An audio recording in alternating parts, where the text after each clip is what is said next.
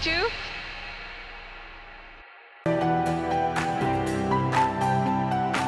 Okay, so let's send a challenge.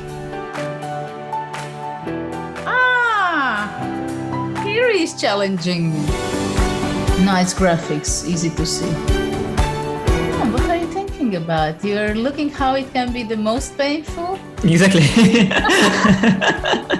Okay, fine. That I give up a phone. He wants to be even rude. Hi, I'm Grandmaster Judith Polgar, and I'm here to welcome you in the Chessable classroom. It combines a shared chessboard with live video. Teachers get to interact on the chessboard with their students and even run quizzes and tournaments. I really love what Chessable Classroom can offer. I use it myself all the time. Just invite students to your classroom and start teaching right there. No downloads needed, and it's for free.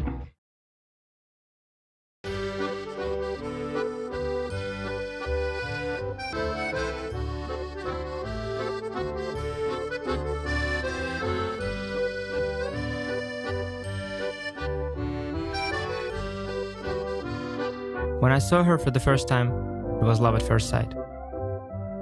I love how rich and complex she is, how sharp and principled her first steps, how graceful her movement.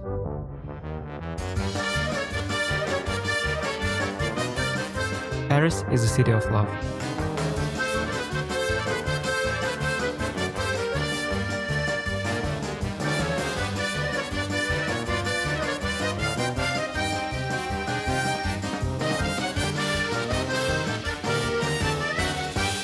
I've come to find my love for the French defense.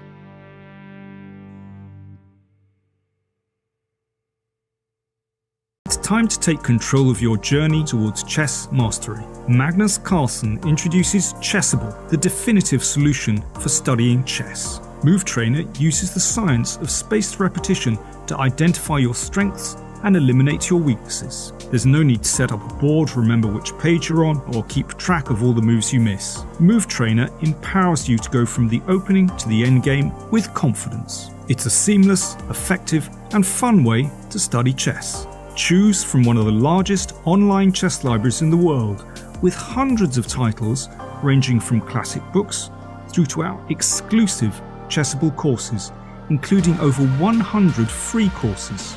Get expert insights from International Master John Bartholomew, Grandmaster Sam Shankland, International Master Christoph Sulecki, Grandmaster Simon Williams, World Champion Magnus Carlsen, and hundreds of other instructors. Get started now and join our growing community of over 100,000 chess enthusiasts at chessable.com. Chessable, take control of your journey towards chess mastery. I'm ahead of the game.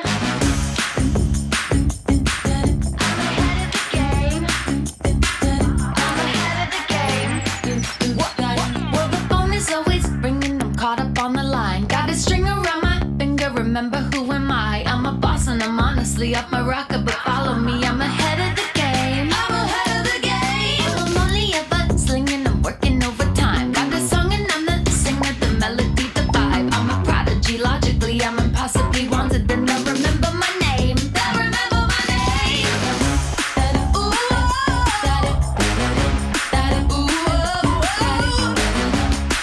I'm ahead now. I'm ahead of the game.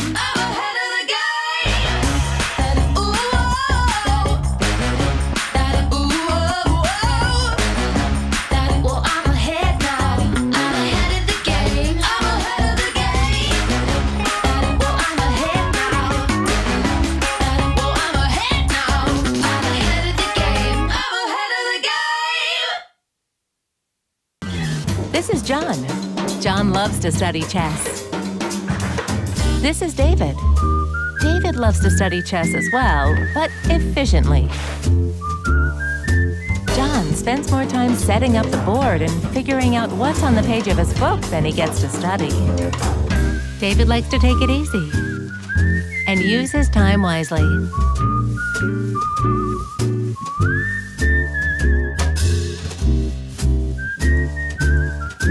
has finished his exercise for today. John should try the same.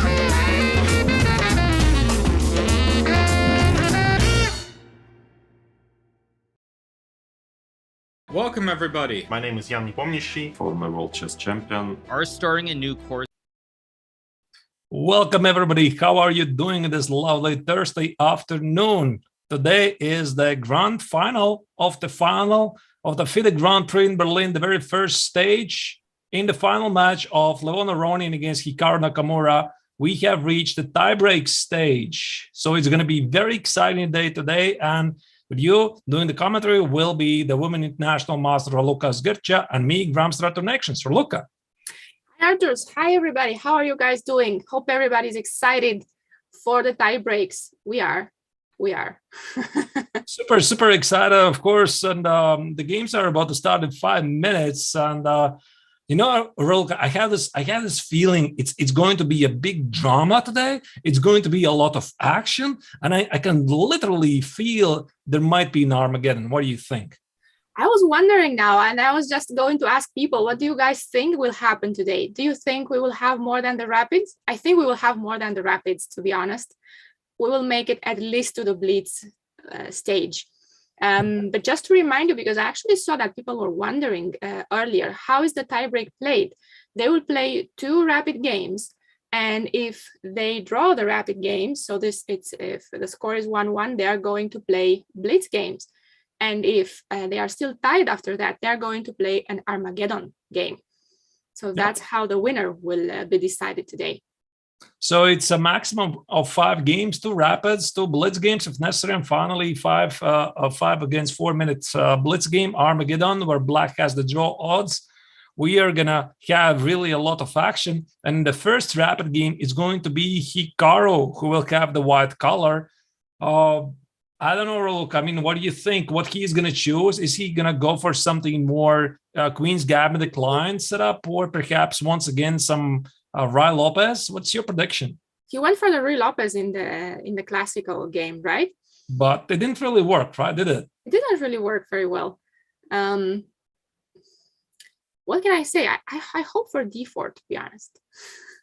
Yeah, I also have a feeling we might see not so much E4, but D4. I think Queen's Gambit declined. Maybe some easier to play setups. By the way, this is also one of the things which perhaps is not really so common for classical chess in Rapid and Blitz. You try to play openings which are easier to play. I mean, maybe not they're really of highly theoretical importance, but the plan is very easy to execute.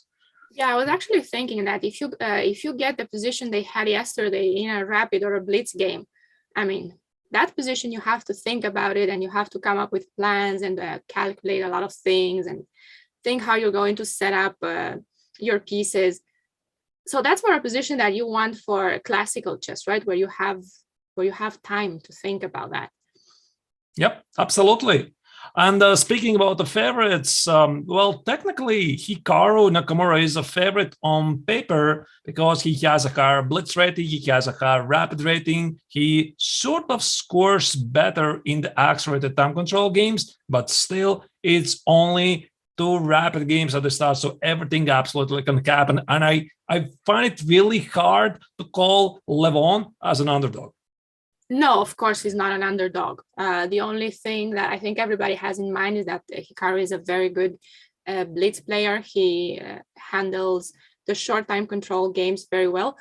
But of course, Levon is a great player, so I'm sure that he's also a very good player in rapid at blitz. So yeah, I couldn't say that he's an underdog. No, none of these guys are underdogs, are they?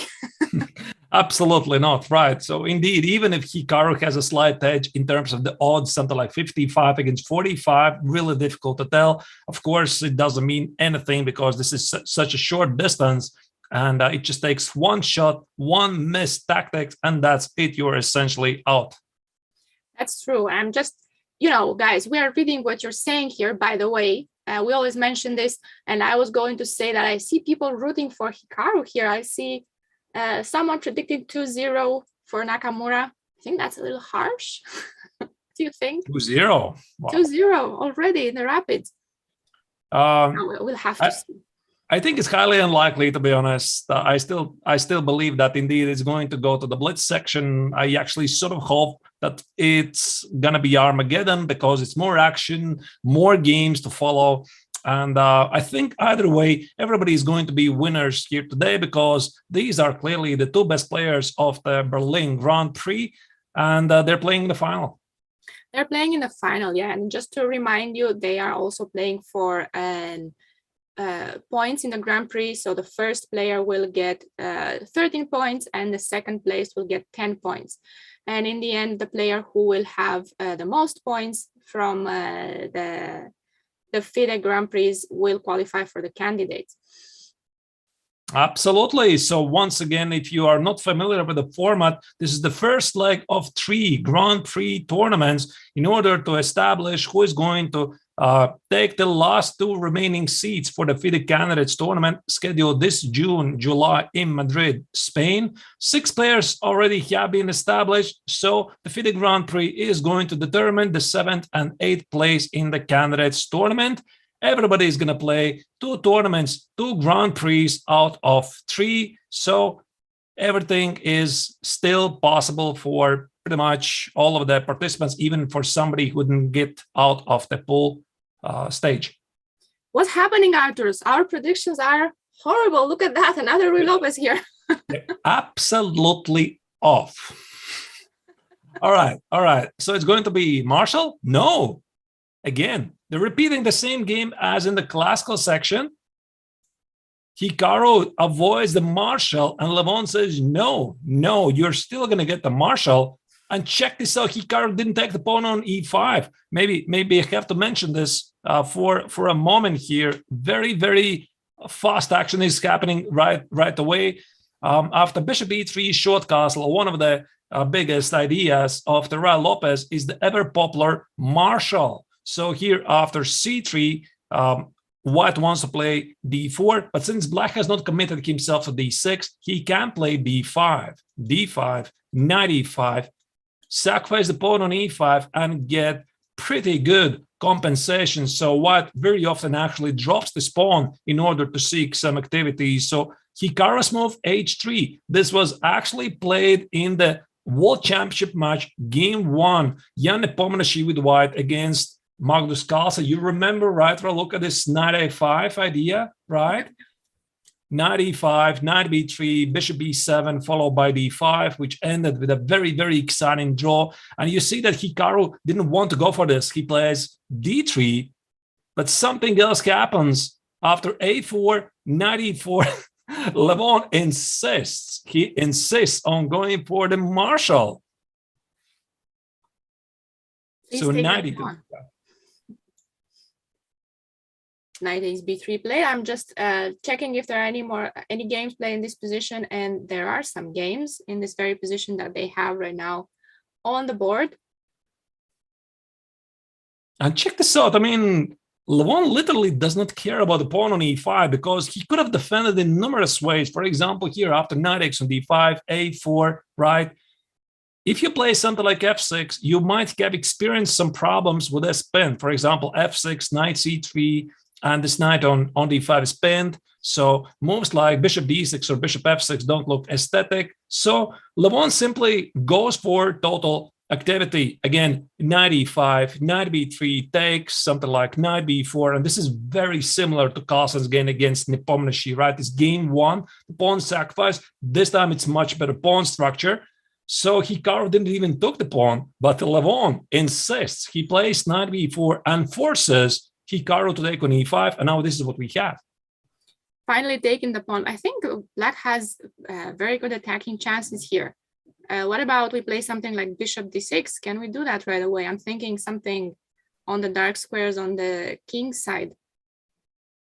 Bishop d6. What was about? Has somebody played this before? Because I don't think I recognize this type of position. It looks quite rare.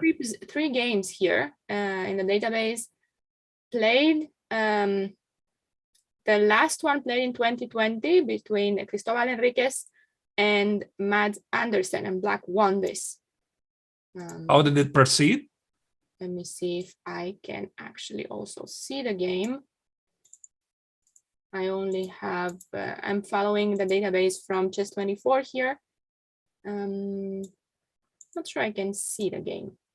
There's a number of ways to play. Bishop h4, bishop g3 looks interesting. Rook e8 looks interesting.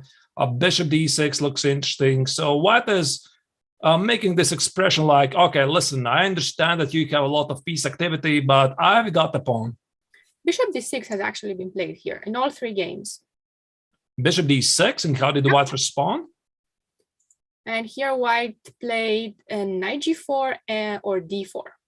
Knight g4 or d4. Mm-hmm. All right. All right. And Hikaru actually goes for d4. So we have this board now. And here rook a to d8 has been played.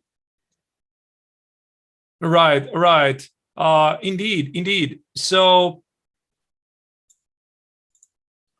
indeed, this is what is happening.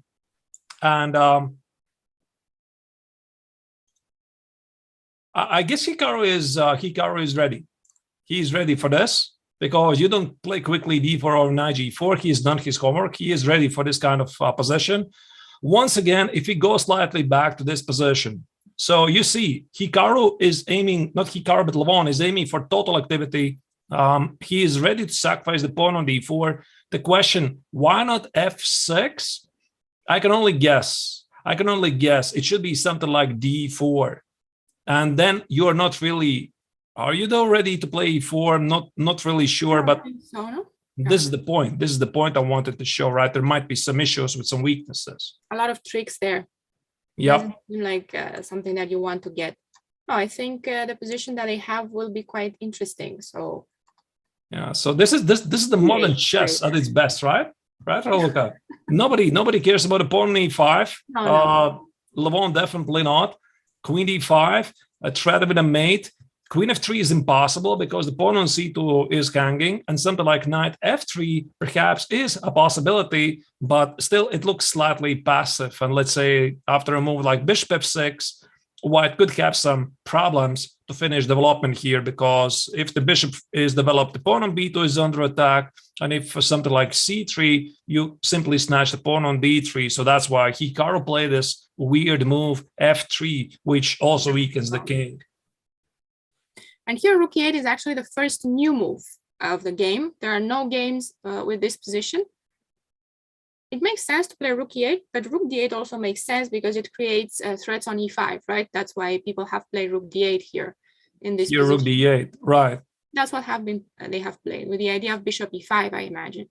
Rook let's say I'm going to make some ridiculous move, something like king h1, and after and just bishop gift me that knight on e5. Yeah, this is a classic pin, right? So black is just winning something extra.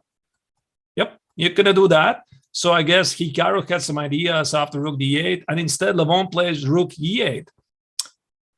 Well, Raluca, we could wonder why not rook f to e8, and I assume it has something to do with a takes on b5 and trading the rooks. So here black doesn't want to trade the rooks, which makes sense. I assume that this is favorable for white somehow, right? c3, knight e3, normalize the position, although black looks having really good compensation. Black seems pretty active, but on the other hand, white has an extra pawn, and if he gets to trade pieces, I think he will be happy. Any piece off the board is... But this is, I think, one of the core ideas of the modern martial, because once again, if you go back to the starting position, so Levon really insists on the martial ideas, and this time he didn't play something what he played in a classical game. Remember d6, queen d7 idea with knight e8? Yeah. So he goes for some total aggressiveness. But let's say in the typical martial, after c3, d5, knight e5, sometimes white, which I already partly mentioned, sacrifices this pawn and gives it up to get a slightly better structure, because black has weaknesses, weak pawns here at the queen side. He drops the pawn on d3 and then claims some minor advantage. So this idea is not really new. So even here, white has the extra pawn, but I think Hikaru's strategy is, okay, he's going to try to keep it, but maybe he might find some circumstances to give it back and get something out of the return. For example, let's say, once again, let us make some ridiculous move here. For example, something like, not sure, king h1.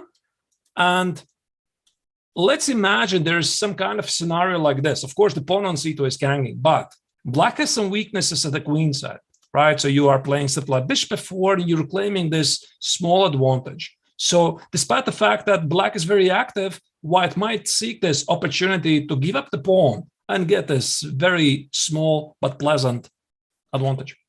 Yeah, I think so. I think that's one idea. No, and if you can get back one of the bishops and get your pieces active, it's probably white is also happy with that. So right now, I guess the threat is bishop takes e5, or is there a bigger threat here? Well, wait, is f6 a bigger threat maybe?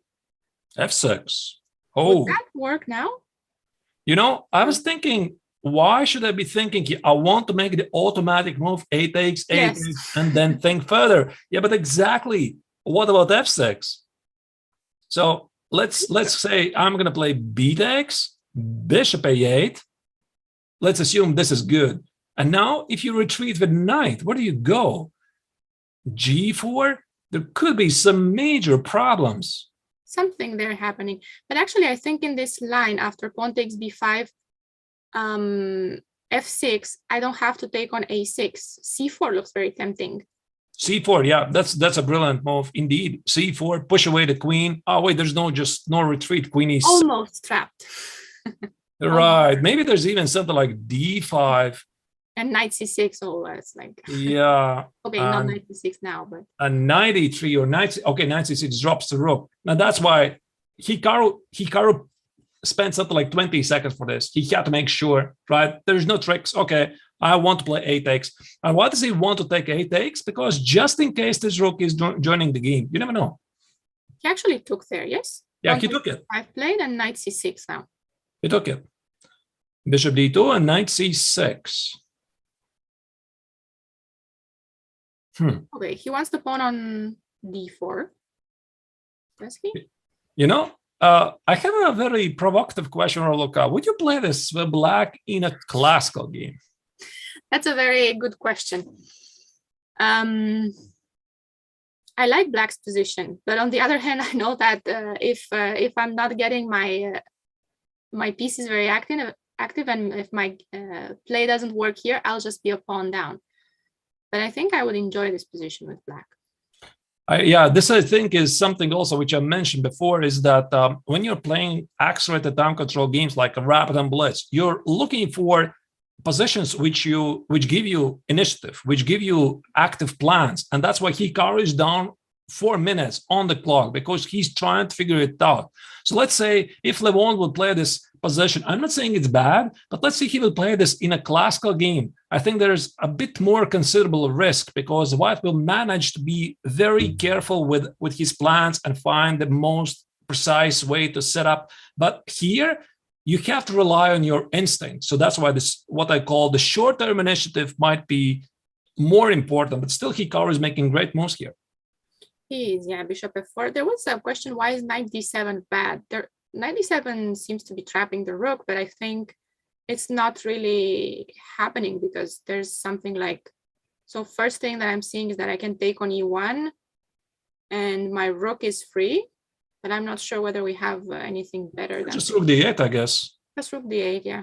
Yeah, on this knight, unless you have some brilliant ideas with knight f6, yeah, you have to go back. So not really great, but idea like knight e7, you might be absolutely correct. It might be possible if the white rook was on f1. Yeah, indeed, knight e7 might be point later. Yeah, it might be interesting. King h8. Okay, do we want g5, Arturs? Do you think we're going to see a lot of excitement here? G5, rook g8, and finally the rook takes g2 plan that I had yesterday is going to happen today. Wait, but I don't get it. What's the plan of king g8? Can somebody explain me?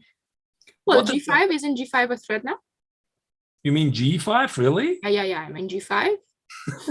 Okay, I'll just allow you. Okay, rook b1, g5. 5. And if I take it? Well, here I have f6, or I don't have f6. Oh my goodness. And if I take it, you take it here. Maybe. Or maybe take the knight and, oh no, because if I take the knight, I can take the knight with the bishop, yeah. I thought that you take on e8, but I did. Okay, and rook g8. So this is something that I wanted, maybe. That's crazy. Who knows? That's crazy. I mean, it's fun crazy. It's not crazy crazy. It's fun crazy. I like it. I mean, it's a very interesting idea, but it's such a mysterious move, king h8. I would have thought he wants to play something like f6 or knight e7, avoid trades. King h8? Oh, wait, sorry, I understand it. I understand it. Just a second. There's something more to it. I think it's knight e6, knight e7. So let's say king h8, after knight e6, bishop f4, there's no knight e7 and 4. Really? That's the idea? That's very deep if it's that. So the king is not here. A knight e7 is just an attack. You go away. There or to g5 looks tempting as well. I want to get to g3. Right. So I guess he simply dodges the knight takes on c6 threat. Why he didn't go knight e7? Because knight e7 would remove some kind of a pressure on the center. So you still want to pressure the pawn on e4 and pawn on e5. So king h8, maybe Raluca, you're right. He's going for these g5 ideas, but maybe he goes for knight e7, knight f5. You're saying, right? No, I mean he just wants to keep this pressure alive. Okay. But the move itself, it looks so strange. and of course, rook b1 was not played, but bishop h2, renewing the idea of knight takes on c6 and simplifying the position. Because Hikaru, his strategy now is simple. I'm going to keep this pawn. So I want to take on c6, I want to take on d6, and I have an extra pawn. That pawn on f3 is very annoying, isn't it? Killing my bishop on b7. Mm-hmm. Absolutely. Maybe here is where he can try 97 like you were suggesting. Yeah, but then it's pretty much acknowledges the waste of the tempo of king h8. But after bishop h2, g5 doesn't really make a lot of sense. Makes no sense, really. I guess maybe with the bishop on f4, this was an idea. Force white to take on g5, but here this. But you're not really forcing white to take on g5. We just took there for the fun of it, but white could have gone bishop h2, right? Yep. You don't have to accept your opponent's sacrifices all the time. All right. How do we complicate the matters here? So knight e4 doesn't work, right? Knight e4, unfortunately, bishop e5 would be working, but queen takes on d4 and everything is protected. So you cannot do that. So I'm still thinking that I might want to kick that knight out with f6 at some point. But right away, white just takes on c6. You know? I think it's too many trades. This is not what Levon wanted. Takes, keep the control of the c5 square. Solidly worse. I mean, I'm not saying it's lost, but it's solidly worse with, this is a way to blunder the knight. But white plays something like queen d2, slowly trades rooks and starts to improve the position. No, I don't think I want that. I want this, but how do I stop this? I guess avoid any trades. 97. Yeah, I guess avoid any trades. Play knight f5, f6 maybe, and try it from the other side. So maybe if I get something like knight f5 and play f6, then I could get a knight on g3 if the knight moves away. Maybe I could try something like that. Knight f5 and what? F6. Knight f5 with the idea of f6 and having a knight on g3 somehow.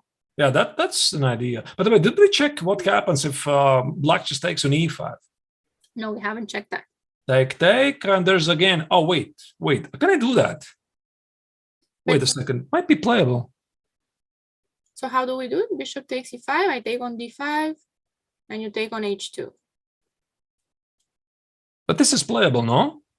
It should be playable. It's, of course, it's worse. It's worse, but for black, it's worse because this knight is going to dominate the bishop. Yeah. Just a second. Wait.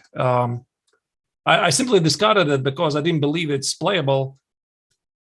A knight e5 is on the board. Aha, so apparently it's playable. No, it should be playable, but I think white will have a small edge, right? Yeah.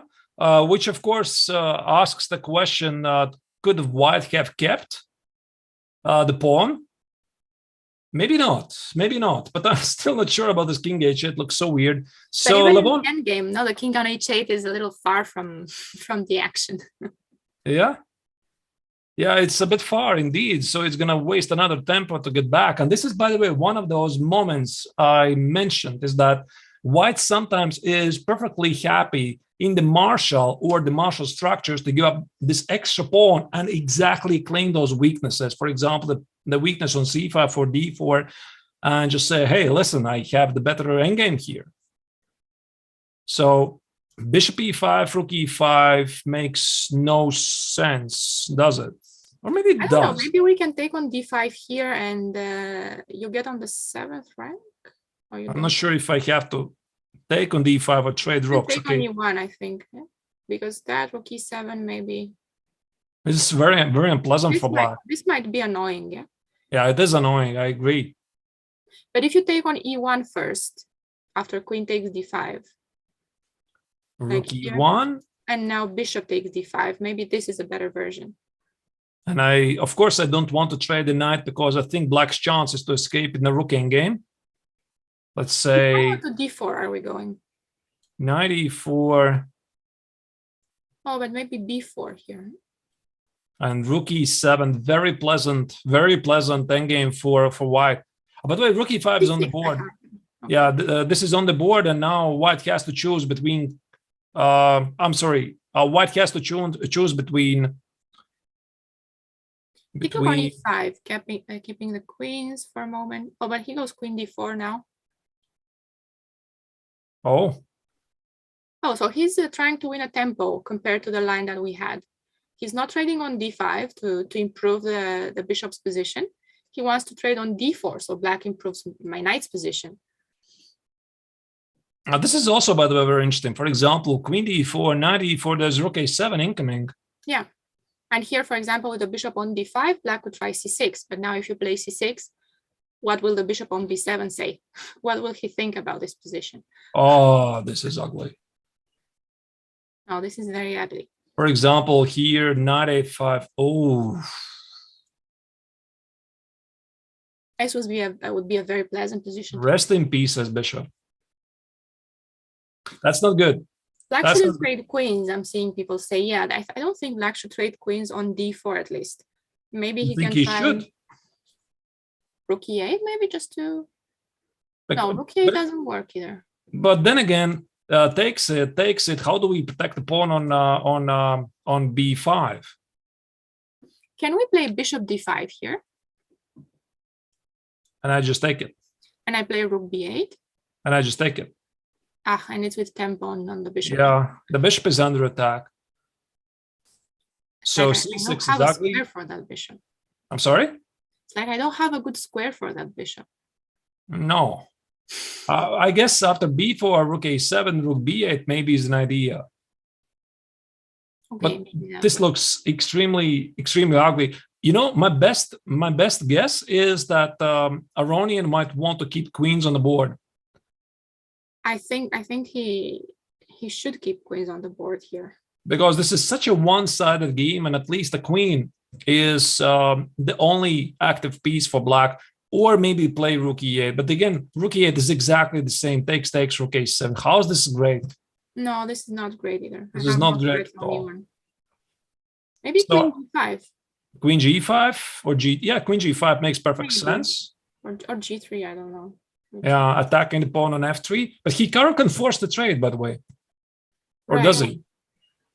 No, he does. Okay, queen d1, queen d8, you think? But b5 will be hanging if queen d8, right? Yeah. Okay, what if I try to play queen g3? Queen g3, yeah, okay, let's see that. What about avoiding the trade? So queen c5, queen d8. Yeah, queen c5, rook d8, a pawn on c7 is protected by the queen. I have some ideas. So bishop f3. Okay, this looks, by the way, playable. It's not so bad. Oh, and he played queen g5. Queen g5 played. Okay. And queen c. Okay, but right, but on queen c5 maybe I can take Arturs, and at least the knight is not on d5. Right. And it's somewhat a better version than what we had before. because now the rook is not getting on a7. I can play c6, and it's slightly better. Just a second.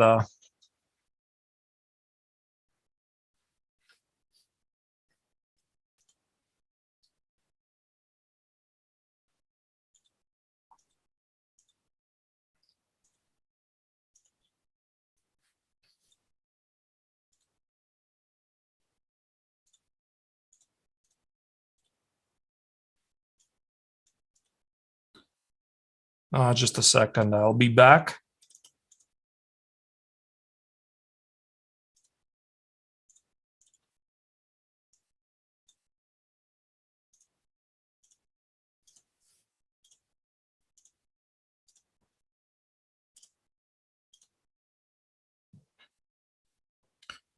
All right.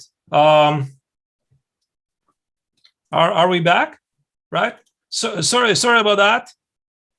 The program froze. Yeah, I decided to give up.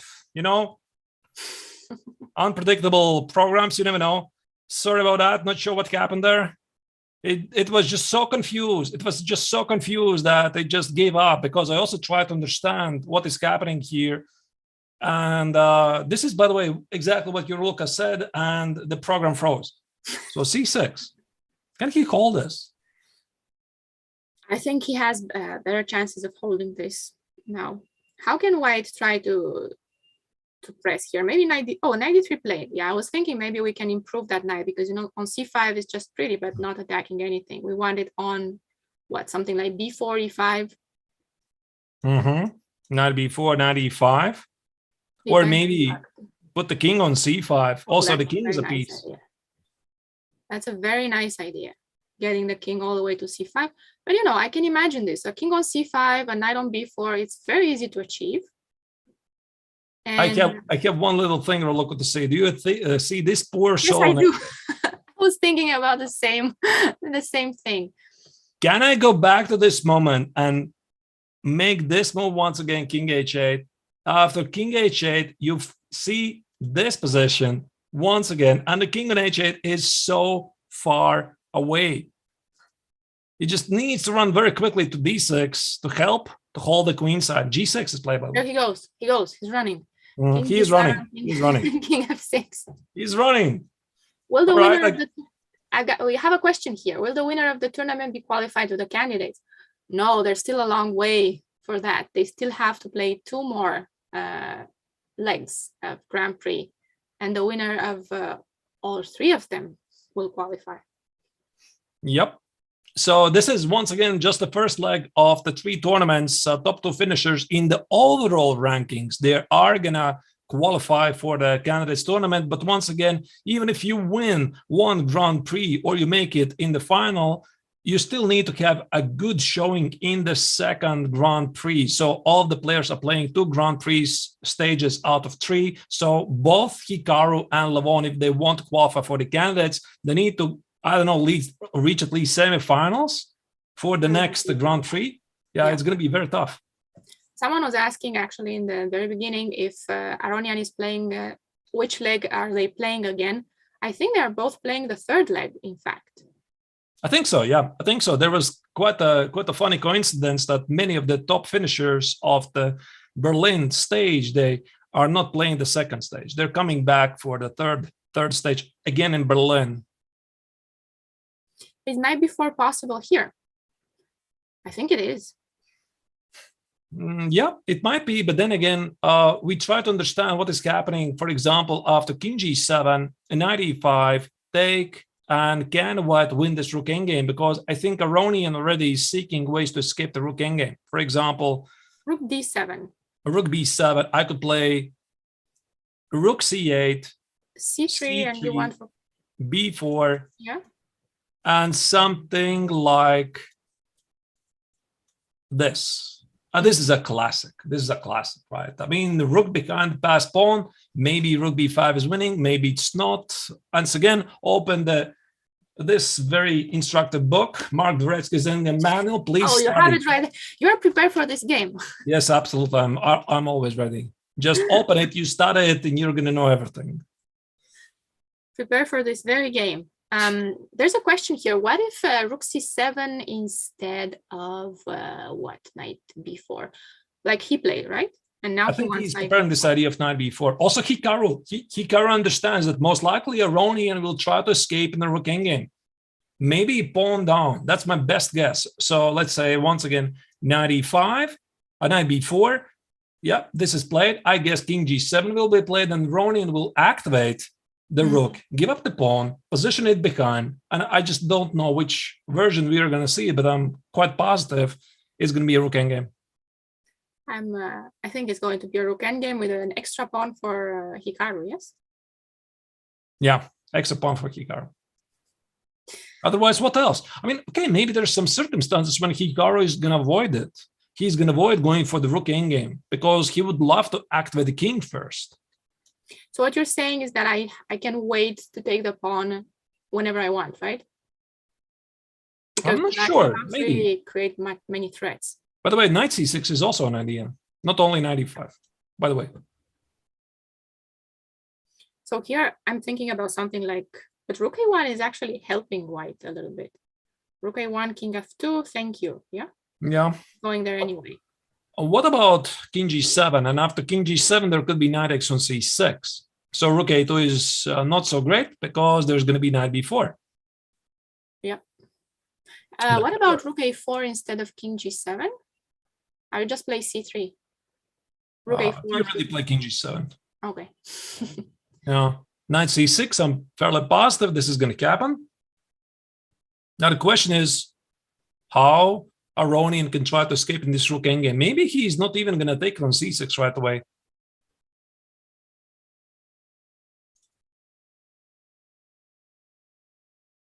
Either way, Hikaru is definitely pressing. C6. He could take on c6 right away, yes? I mean, yeah, I guess knight c6. I just don't know what to do next. Because let's say if I take it, I take it. If I keep the b pawns, that's clearly a plus for white. Let's say rook a2, b3, white is not going to trade these pawns. He could try to activate the king, take the pawn on b5, and have two passed pawns, while I'll be very busy going after these pawns here at the king side. Yeah. And Levon found a way. Yeah, I agree. This is his idea. So if you go something like rook b6, try to get my other pawn, there's rook d1 and rook d2, yeah? If I go what? Rook b6? I think this is, Hikaru is not going to do it. This definitely gives very good chances for Aronian. b4, rook b2, the king is cut off. Yeah. He cannot easily run to help. White is going to play rook b8, b5, b6, and then somehow try to run with the king and sacrifice a couple of pawns in the process. So if you would once again study Dvoretsky's endgame manual, one of the typical ideas for black is very fast advance the king side pawns, so that at the moment when you snatch these pawns at the king side, they're running faster. This is classic endgame theory in rook endgames. I was wondering if white could throw in g4 there, well, in the final position that you had, because h5 is one of black's main defensive ideas, right? So whenever black doesn't have h5 played, g4 is an idea, but I think the king remains cut off. Yeah, probably it's just too here, far. right? Yeah. Yeah, maybe g4, put the king on c1, rook b8, push b6. the pawn, yeah, and go all the way to c1. Yeah, that might be definitely an idea. An idea. Yeah. I think Hikaru wants to keep these pawns alive. Look at that. Look at g4 being played right away. So he doesn't want to allow this constellation of pawns with h5, and he wants to keep some weaknesses there. Maybe he even wants to play g5 at some point, right? Why not to imprison the king there? This is some very deep calculation, to be honest. He clearly wants to play g5. Stop these pawns while they're here. And he's not afraid of rook d2. I guess his idea is not to play g5. Yeah. Then again, I'm not sure what happens after h6, really, because g5, h6, h4, your pawn on g5 might be actually... Yeah, if f4, rook f5. Yeah, and a problem. This is a bit weird move, to be honest, g4, because I would be looking here first, either push this pawn very fast, or king f2, king e3. But of course, also Hikaru knows black's typical idea to play h5, h4, h5, h4, g5, rook d2. And if the white king goes, he snatches the pawn. And h4, I was going to say that he might want to play h4. And I think Hikaru's idea is to play b4, b4, c3, rook c5, give up a couple of pawns, and win the race of the pawns. But he also wants to be ready to give up the c pawn for the b pawn. Yeah, he wants to have the king side better placed. h5. Okay, so this is also creating a second weakness. Yeah, this is classical idea by Levon, because white also might want to play h5 himself, because once again, it leads to a race at some point. I'm not sure if white is going to get 2 pawns at the queen side, probably not. But let's say we get to a pawn endgame with rook b6, rook b5, rook c2, and black wants to cap these pawns as far advanced as possible, so that after white's king march to the queen side, that king side is actually vulnerable. So Hikaru is doing exactly the opposite. He's advancing his pawns at the king side, so that once he executes that plan and black goes after these pawns, it takes more time for black to advance. That's in theory. This How it's in practice, I'm not sure. This reminds me of a game, but okay, it was with the a pawn. I think Leko had a very similar endgame with a passed pawn on the a file, and they had this structure, but he pushes h5 and creates another weakness on h6, and he plays for both the passed pawn on the a file and against the weakness on h6. And that's a very instructive endgame as well. Mm-hmm. So b4, as you were predicting. You know, I was thinking, I couldn't really understand because Levon played it so quickly h5. I was considering myself to play b4 to stop white's pawn advancement, and also, by the way, threatened to play b3. Then again, there must have been something wrong with h5, although I don't immediately see what's wrong, because you're actually getting that pawn on h5. If you take on h5, maybe there's some problems, but it doesn't seem like there could be problems. No. I mean, it takes a long time for the king to go all the way to c1. Yeah, so king goes a long way, and also I have some ideas here. That's very fast. Yeah. Maybe there's some ideas like this, and then go here with the king, push for the pawn. But you can go f5 here on rook b5. So I want to trade all the pawns on the king side. This is the typical idea. That's a brilliant idea. Everything. I'll just trade everything there, and I'm going after king g5, king f4. Yeah, I'm not sure. I mean, I was thinking that b4 is the way to go, but then again, if white plays b3 here, then we go for the same idea of h5. Maybe there's no difference really. Okay, h5, b4. So white wants to play c3, rook c5, go here. After c3, rook c5, black is going to play rook c2. Yeah. Let's say, and white also has this idea of going with a king, because let's make some moves like f6, king goes here, king f7, king goes here, rook here. h6. And c3. c3. No, but I still take on h4. There's no time. No? Rook c5. This could be. Wait, maybe it's still kind of drawish. King d2 and h4. But this needs to be calculated precisely. Yeah. You just get a lot of counterplay here with black. Because you make one mistake, you're losing. Maybe this is a draw, by the way. This is too strong counterplay. And something like here, this looks a bit passive. And the king is going to go here. Yeah, it feels drawish. I mean, that's the rook king games. That's the rook king games. What do you want, right? I mean, they're super tricky. They're very tricky.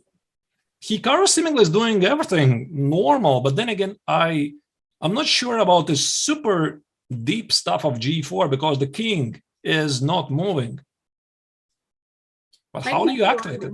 Yeah. Because king f2 would be rook d2, no? There's rook d2 and you have to, yeah, I was going to say that you have to go to g3. But the king is stuck on g3, right? Yeah, this doesn't look very obvious. Maybe this is somehow playable, but I wouldn't say the black is losing. So the classic problem for why the king is not playing. It's This is game one. It is game one. They've just started. By the way, Levon is down at the last minute. Right. Very long time here trying to find f6. Makes sense. Not the move that you suggested. F6 or F5 maybe. And rook d4 might be something that he's looking at. Yep, there it goes. Rook d4. Rook d4, c3. Oh. And now I don't have what will black white play? Rook c5. Rook c5. Maybe his idea is to play rook c4 at some point. Let's say rook c5. Rook d5. King. Okay, king there. Something like this. Yeah. And then rook c5 And is time. just a draw. Yeah. I wouldn't have guessed this voluntarily retreat of rook d4, rook h4, but of course it makes sense because once again you eliminate one pawn less to worry about. Still super tricky. I don't care what the engine is saying. We are, by the way, not seeing what the engine is saying. I don't care what the engine is saying. It's just super tricky. Yeah, it's just a rook endgame where anything can happen. Many very strong players have lost super drawn endgames. They're never drawn until you actually make the draw, right? This is not the traditional approach for black. I would say, okay, taking the pawn on h4 makes sense, but you allow the king to escape. But there's something specific. Because black also creates a counterplay himself. I would have thought you want to keep the rook on the second rank, but Levon didn't like something there. King g2, by the way, makes perfect sense. Maybe he's thinking that if he keeps the rook on the fourth rank, might still be okay. Can we do this? I won't play rook c4, like king g2, rook f4. Needs to be calculated very precisely. I think I can still take. I'm sorry?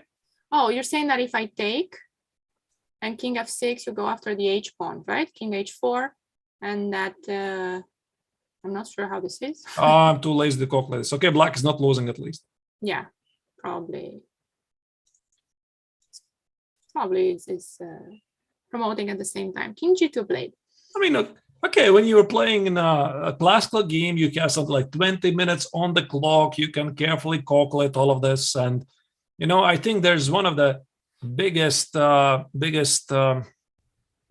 things which is sometimes overrated. People keep saying that pawn endgames are not the simplest. Well, I can promise you that they're not the simplest. I don't know who even thought about this term. They're clearly not the simplest.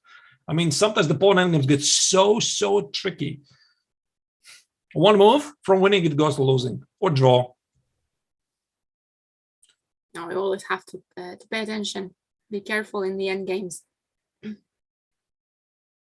So yeah, it's very strange that he traded so many pawns. I think he might have had more chances if he would have just gone for the b pawn like we were looking. You mean at which moment? Before g4, just go after the b pawn and play the endgame with an extra pawn. Yeah, but he had a problem with the king, right? Maybe he should have done it. But he could have tried, right? Maybe he could have tried. But I guess his idea was to forward once those pawns and then go after the b pawn later. It's wait. We're seeing what you just showed. Yeah. Rook f5. f4. He's winning a tempo there, right? With the.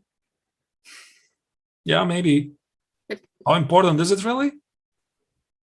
Well, I don't know. Once again, rook d5 makes sense. And we have to see again rook c5. Black is not losing, at least. Doesn't look like it. At least he's not losing. So it's a draw. h4. Yeah. Okay. Oh, trickster. Trickster. King g4, h3. Oh, nice. Very nice. That's very nice, yeah. So he found a way to trade the pawns, okay? So this now should be, I just keep my rook on the f5, right? Try to cut the king. Yeah, this, because, I mean, white is still pressing, because if he managed to win the pawn, it's a winning endgame. And king g4 is going to follow, yeah. And now, kind of big decision for Levon, because rook d3 allows the king to activate and go after the pawn on b5. Rook f6, rook c5, rook b6 is very passive, okay? He allows the king to come closer. King e4 totally is going to follow. Yeah.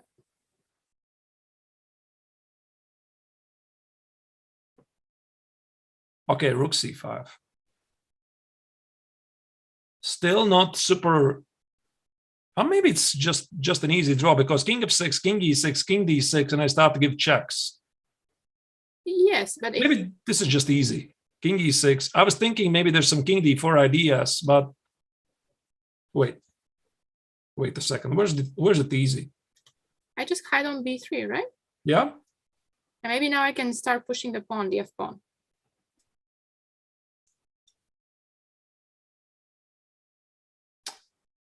I You don't know, b7 or push the pawn. Still is not over. It's still not over. What once play king d4, win the pawn on b5.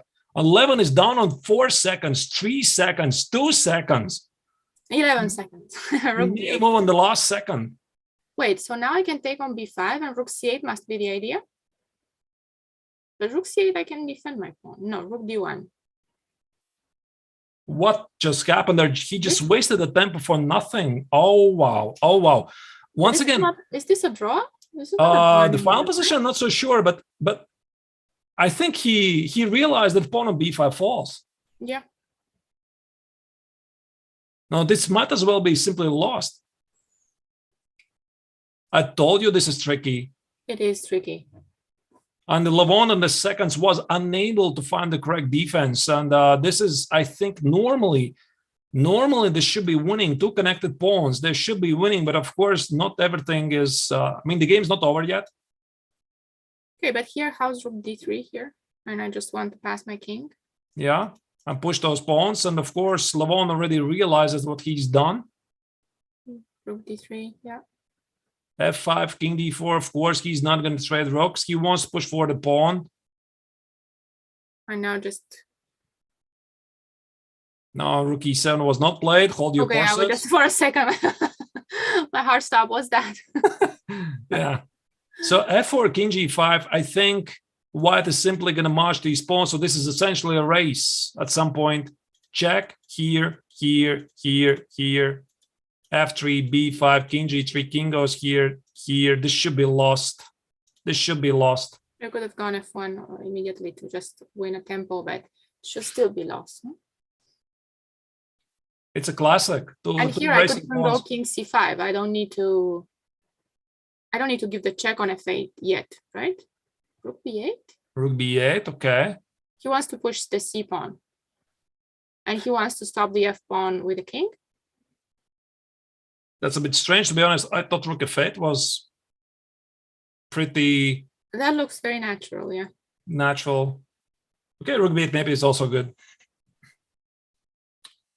What a turnaround! Once again, I think, of course, you're seeing the live video about the live game, but I think the critical moment was around here. It was drawish. It felt drawish. But Levon panicked. He saw after king d4, he's losing the pawn here. Maybe he had to give a lot of checks, but still, can you easily go for this position? Not easily, but it's definitely an improvement for black here. No? The king is a little further away. Right.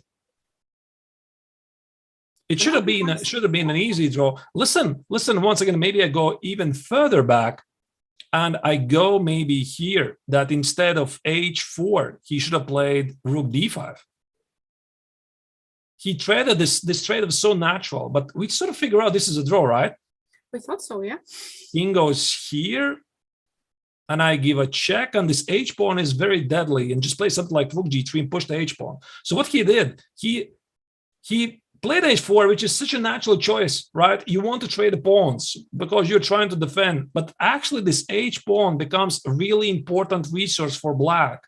And he simply underevaluated this position that white keeps some chances going after the pawn at b5, and he simply panicked here and played rook. Can you see what's happening? Because I suddenly see the bar going back to the middle. What's going on? What happened here? Why didn't he just go for the rook f8 and help the pawns with the king? Okay, and rook b3 seems to be a big mistake. And Oh, wow, there- look at that bar. The bar is going nuts. Wait, could I play b6? This is just easily winning, no? Oh, wait, b7? b6, b7? Was this winning? b6, take it. King goes here. My idea is after rook b3, b7, you have no Yeah. retreat. No, I don't know. It looks winning, but I mean, they're in such a crazy time trouble here. It's such a time scramble. King g4. I told you this is going to be a drama. King c2, f2 allows to win the pawn. Wait, f2, this is going to be a trade. Just a second. This could be a highly theoretical endgame. I think it's here. I think it's just a I second. think we're going to see the moment where Arturs actually opens his book and tells you how we're going to make a draw. Wait. I take it. Rook goes here. King goes here. I'm pretty sure I have it here. Hold on a second. I should check it. I should check We're it. going to see what Dvoretsky has to say about this. Just a second. I'm going to check it. Oh, it has to be there. Okay, but the king is cut off, yes? The king is very far away. The king is cut off. But think it's this too must be many winning, files. right? It's too many files. All right, I'm going to check it later. Yeah, I think it's too many files, I think, yes? Yeah, with too many files, I think this already looks close. Oh, Hikaru won, by the way. Okay, what a drama. What a There was drama. a moment where he had a draw. Can you just go, because a few moments back this was the bar looked so here First, somewhere after f2 First, I'm not sure what was wrong with this move. So rook f8, king goes here, king c5, king g4, c4, f3, b5, king g3. Let's say I switched the places, but another motive of the endgames here, promote, take it here. And then once again, I could try to do that, switch the places, b6, b7. and Maybe you're just not in time. Yeah, he was just concerned he's not going to make it in time. But this is a classical motive, really. It's it was just not sure. Maybe he saw it, I guess, and he played rook b8 instead. So let's see how the draw was. Apparently rook a3 was a draw on mean move here? 59. So king d3. No, go ahead. Here he plays king g4, king c2, rook a3. Here rook a3. Rook a3 seems to still be a draw. Oh, let's see. This is nice. Yes. On b6, f2, and now if you play rook f8, we have rook a8 actually. Arturs, we have rook a8. Oh, we also have that, right? Yeah. We don't have that. Yeah, we do. Yeah, we do. King b3 takes. Yeah. Or maybe there's even something else. No. Oh wait, I just play b7. I just play b7. You just play b7. Yeah, I just play b7. So you said rook a8. Sorry, I was just so excited here. You're winning the pawn. It's just winning. No, anyway, what does it matter? Rook takes, and my king is still very far away. Yeah, it's still very cut off. So it's just another way of getting to the same position. Maybe super tricky. Okay, listen, we cannot figure out. We are sitting here for a couple of minutes and try to figure it out. They're playing on seconds. They had hanging clocks. I mean, the last seconds really, it's so difficult to play this. And this, unfortunately, for Levon might be lost because this is the classical idea in Dvoretsky's manual. How do you win it again? Because you cannot at once, really, because king d4, king c5 here, rook d8, king c6, I give you a check, and now you go back. No, but I think what you do is that you go king a6, right? Or king g6 in this case, where in the position that you were. All right. You go to the side, and that's why the king is too far away. So you can just put the rook. You can just defend with rook c2. I think that's just brilliant. That's just brilliant, really. So if yeah, the king is closer, now the king makes it to the pawn, and now it's too far away. But it's just stunning that Levon immediately recognized that. Or he flagged. I'm not sure what really happened. Or maybe he just reckoned, okay, this is just completely lost. The next game should start in about 10 minutes, 12 minutes, because there's a 15-minute break between the games. At least that's how the regulations say. They have time to catch their breath. And yeah, if Nakamura makes a draw in the next game, he will win the tournament. All right. Okay, I'm gonna find this endgame. Is finding the end game here. Find this endgame since I I'm going to find the end game. We're going to show you some rook end games in this break. 10 minutes of rook end games for you. Theoretical rook end games. While Arturs finds that, I'm going to tell you that we have a full week ahead. Do you guys know that we have so many events coming up? Like, for example, on Saturday. All right. We're starting the Champions Tour. So there you have it. Season 2 begins on February 19th. It's going to be very exciting. As usual, your 2 commentary teams, Jovanka Huska with David Howell on one hand and Kaja Sner, and on the other hand, we have on Chess24, Tanya and Peter. So on Saturday, we'll be back here. Yep, don't miss it. There's going to be an amazing team doing the coverage. So the action continues. There's only 2 rest days for you. And we are right back. And by the way, I found it. I found the positions. And the closest one, I'm not sure if you can see it. Oh, it's very close. See, right? Very familiar positions. Page 158, 59, etc., etc., etc. Edition number 4. I just got the book right here. I mean, not for this broadcast, but I just got it here. So you were studying it. Were you studying endgames? Yeah, I was studying endgames. Never enough. Never enough. Endgames is never enough, is it? Yeah. So what happened here? Well, listen, where was once again the easiest draw? So Levon did everything correct. He did everything correct, but he crumbled under the pressure. So here, I think h4, maybe it still draws, but this might be a practical mistake. Once again, I suggest to play rook d5, keeping the pawns alive. If rook c5, we calculated that here, black is okay. Black was okay here, yeah. Yeah. Once again, we can double check it.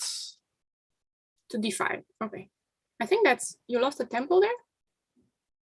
Even doesn't matter, I think. Doesn't matter? No. Okay. No, it doesn't matter. Oh, wait, yeah, king d5, of course, you're right. So this is not dangerous.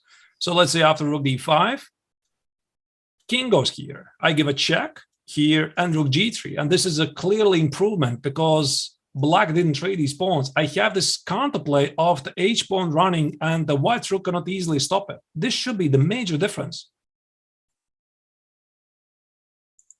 So let's say rook c5, just play h4. And rook b5, I'd snatch the pawn. And king d4. You have time to push one more, h3? Or maybe not so simple maybe once again. G6. h3 takes h2. Okay, this is still not so clear. What about king g6 instead of h2? Yeah, that's a good point. Yeah, king g6. I think, no, actually, I think this is what we saw earlier. And we saw something like rook b8 and king g7. In a different variation, right? Yeah, in a different variation. Might work again. Oh, this is so unfortunate for Levon because once again, it was so natural for him to trade the pawns and go for this position. And maybe the bar says this is a draw, but once again, how do you draw this? Because the white planners play rook c5 and bring the king here. It's not so easy, no, there are practical... Not so easy, absolutely not so easy. So here, maybe this is the way to play. I go here, and I give a check, and I give a check. And this is almost the same what happened in the game. But maybe there's bigger chances.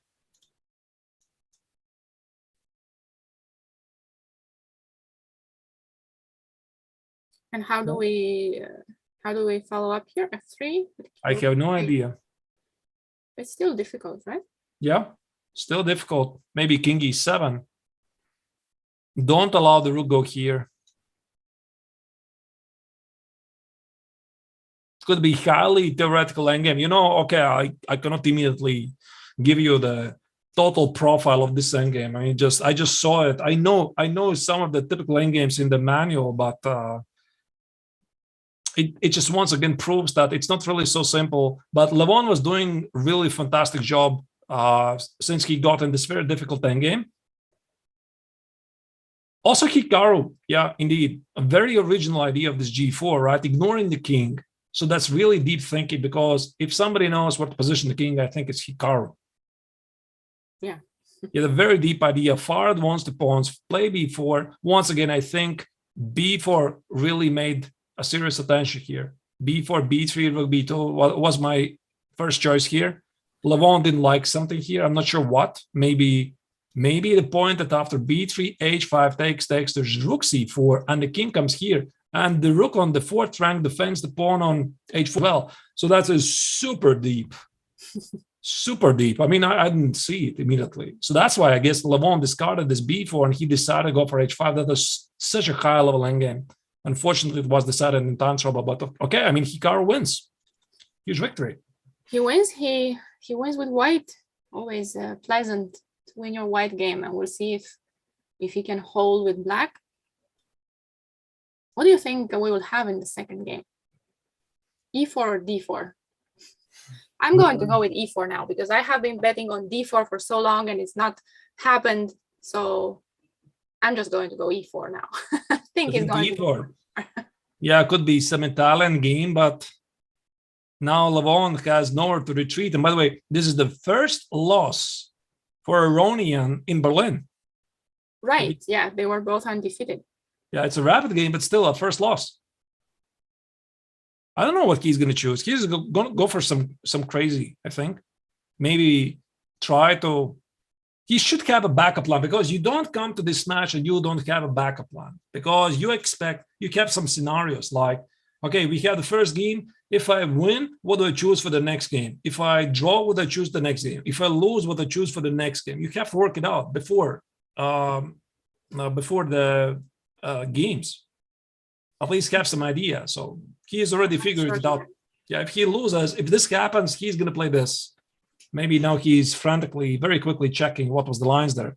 Quickly went to the room and checked, because this is what I heard in one of the interviews when Richard Rappert was playing against Hikaru Nakamura. And Nakamura said that Rappert, I think it was that much, that Rappert before the second game, he departed very quickly to the hotel room. Or maybe it wasn't Rappert. I think it was Rappert, really. I don't remember. I think it was about it was Rappert, yeah. It was in the Rapid. Yeah, I remember the interview. Yeah. Mm-hmm. Very quickly went up to check. He changed the opening, right? That's what he said. Right. Wait, was it? Certain. I'm sorry. Wait, sorry. It was Rappert against Wojtaszek.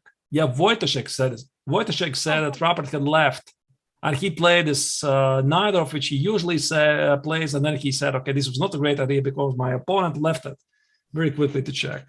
So deep. So try to play something else. When are we starting? Well, I think about 10 minutes is what we have. They have about 15 minutes between the games. Yeah. We're just waiting for them. Should be about 5 minutes. Back.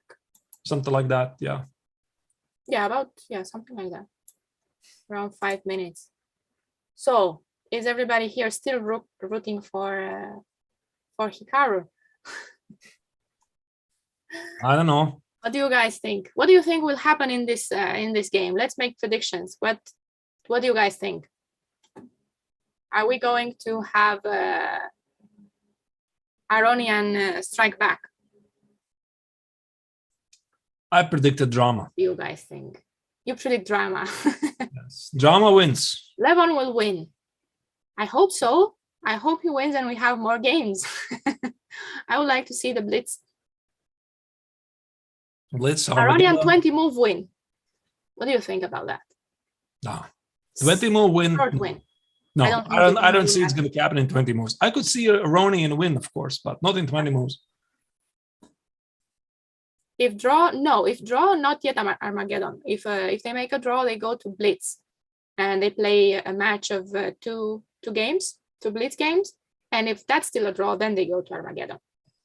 All right, now the question is, what kind of strategy is Hikaru going to choose? Is he going to play solid?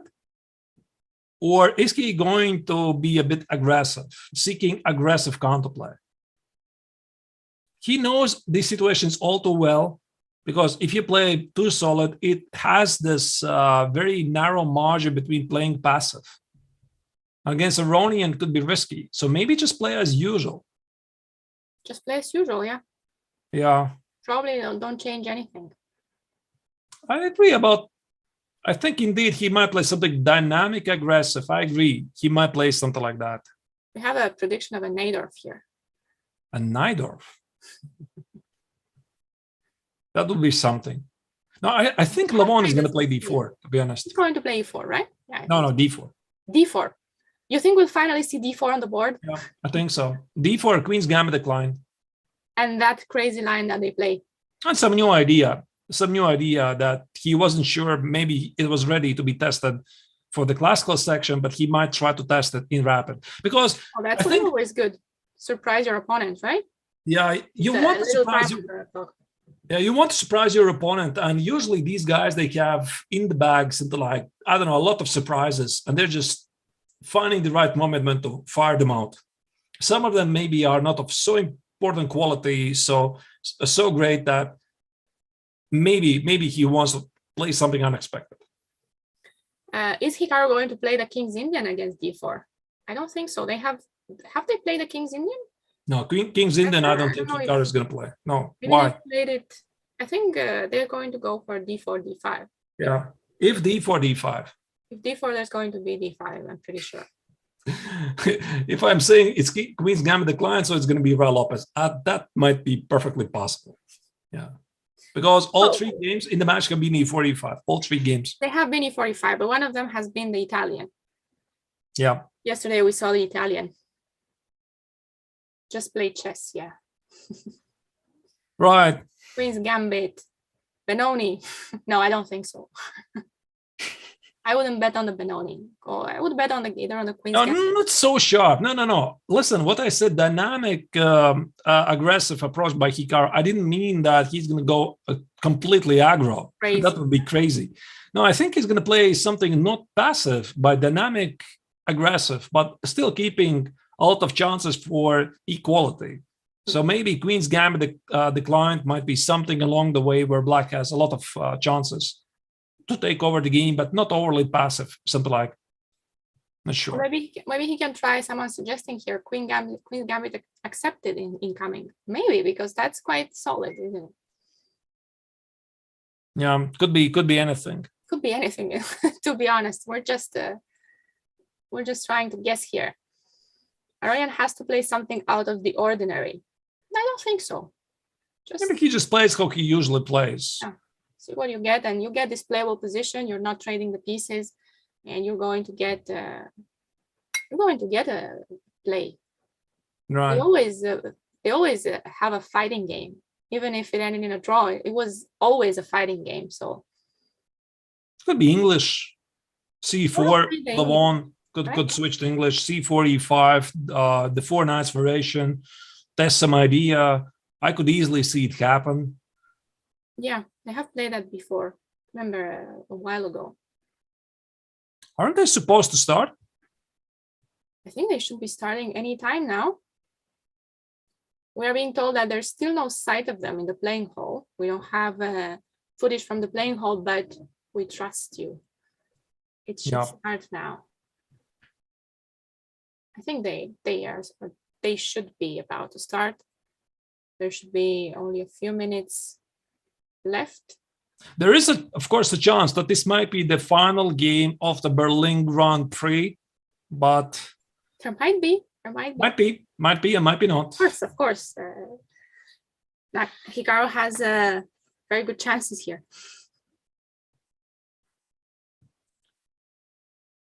Okay, I'm going to try to guess. I'm going to say it's going to be C4. C4. Someone's saying that Lev's in the back reading Voretsky's book. seeing how he had to make a draw. Either Queen's Gambit decline or C4. That's my prediction. Decline or C4. So I'm sticking to C4. I feel it. I feel it's C4. He's going to go something slightly unexpected. Nakamura is at the board now, we're being told. Okay, so we should have some action very soon. Italian for such a critical moment, I find it very difficult to believe. Italian, Ra Lopez, it's all the same.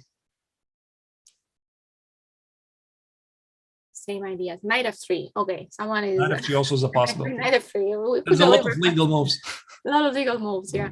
And with Knight f3, you probably still go for either c4 or d4 later on. No? Yeah. Are they playing blitz? Not yet. No, still have a rapid game to follow. And if we want to see blitz, Aronian has to win this. Yep. Nakamura at the moment, Nakamura is showing that he is indeed a favorite in the accelerated time controls. So he managed to trick Aronian in a drawish rook endgame, but he was pressing for the entire game. No! E4, look at that. Oh, my prediction is totally off. Look, another Italian. Arturs. Really? Is that what it seems? Okay, are they? No, Rook E1, they didn't do this yesterday, right? It was D3 yesterday. Rook E1, something slightly unexpected. Okay, this is not how you usually play the Italian. I guess I'm so bad when predicting. You know, I was predicting he's going to play D4 for the entire match. Just no, I have been doing the same, but I see they don't want to play D4, so I just, yeah. Okay, this is something else. So what goes directly? Yeah. The typical way how White normally plays this is not this. White normally plays, let's say, C3, Knight f6, either D4 or D3. Let's say D3, D6, short castle, A6, A4. This is what they played in the classical stage. Yeah. And this time Levon played this Rook E1, and this is not how you usually play it. Quite an interesting idea. Immediately go for D4, Bishop A7 and H3. But it's quite tricky, because even if White has managed to push D4, it doesn't guarantee him success. So he plays H3 to stop Black from playing Bishop G4 and targeting the pawn on D4. Let me check if they have played this before, since we are here. And let's see if this must be a surprise to Hikaru. It doesn't look very popular continuation. Nope, no games in this position from Aronian. And there's the first trick. Bishop E3 sort of blunders the pawn on E4, but I guess the idea is to play D5. Right here. So the point is that in the end, the knight on E4 will be hanging in different ways. That's one way. And if you move the knight from C6, is another way, right? Instead of taking on... You mean knight A5? The knight on A5 is going to be lost now, I imagine. Somehow. But you can still take on A7 and take on E4 and defend. Probably. Okay, let's not analyze this too deep. So H6 was played by Hikaru, not knight E4. Yeah. Once again, I think it was quite interesting to test what happens after Bishop G5, H6, Bishop H4, G5. But since White has committed already to D4, these ideas of knight G5, Bishop G5, and trying to create a pin probably don't really work, because Black can immediately snatch the pawn on D4. Yeah, this can be played with a pawn on D3, and we were looking at this yesterday a little bit. So that's a ridiculous idea. Played.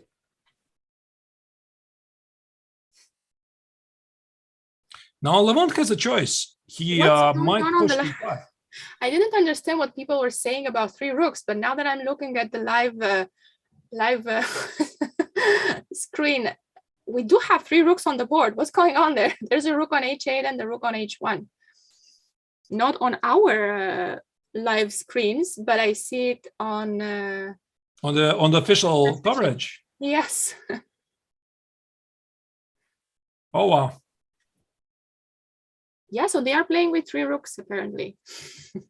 Not to what we are seeing here. No, we're not seeing the extra rooks.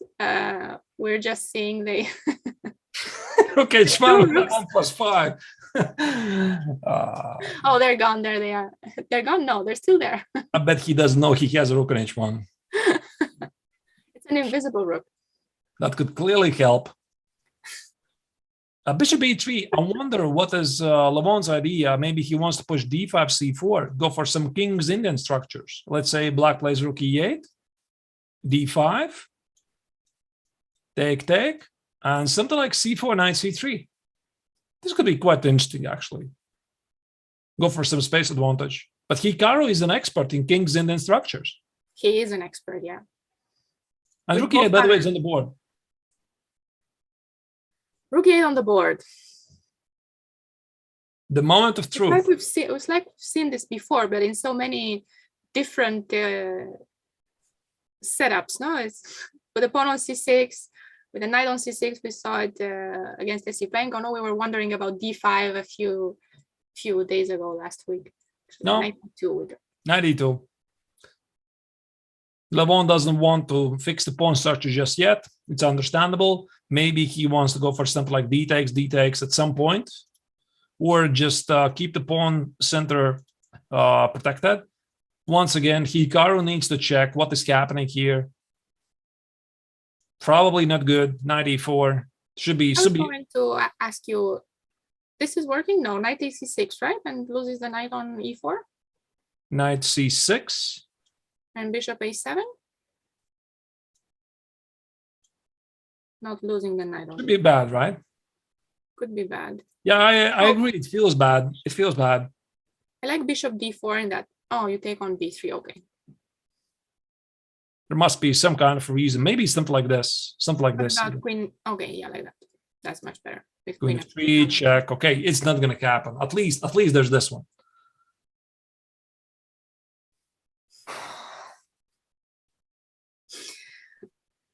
They should triple rooks on a file, yeah.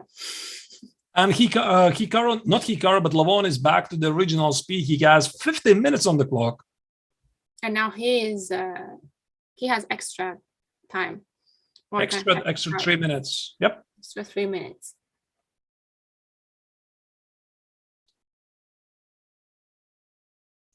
And it's a novelty too. Knight is a novelty. I'm just being told here. Let me just check with the database here. Knight b to d2. Let me just double check that. Yep, no games found for this position.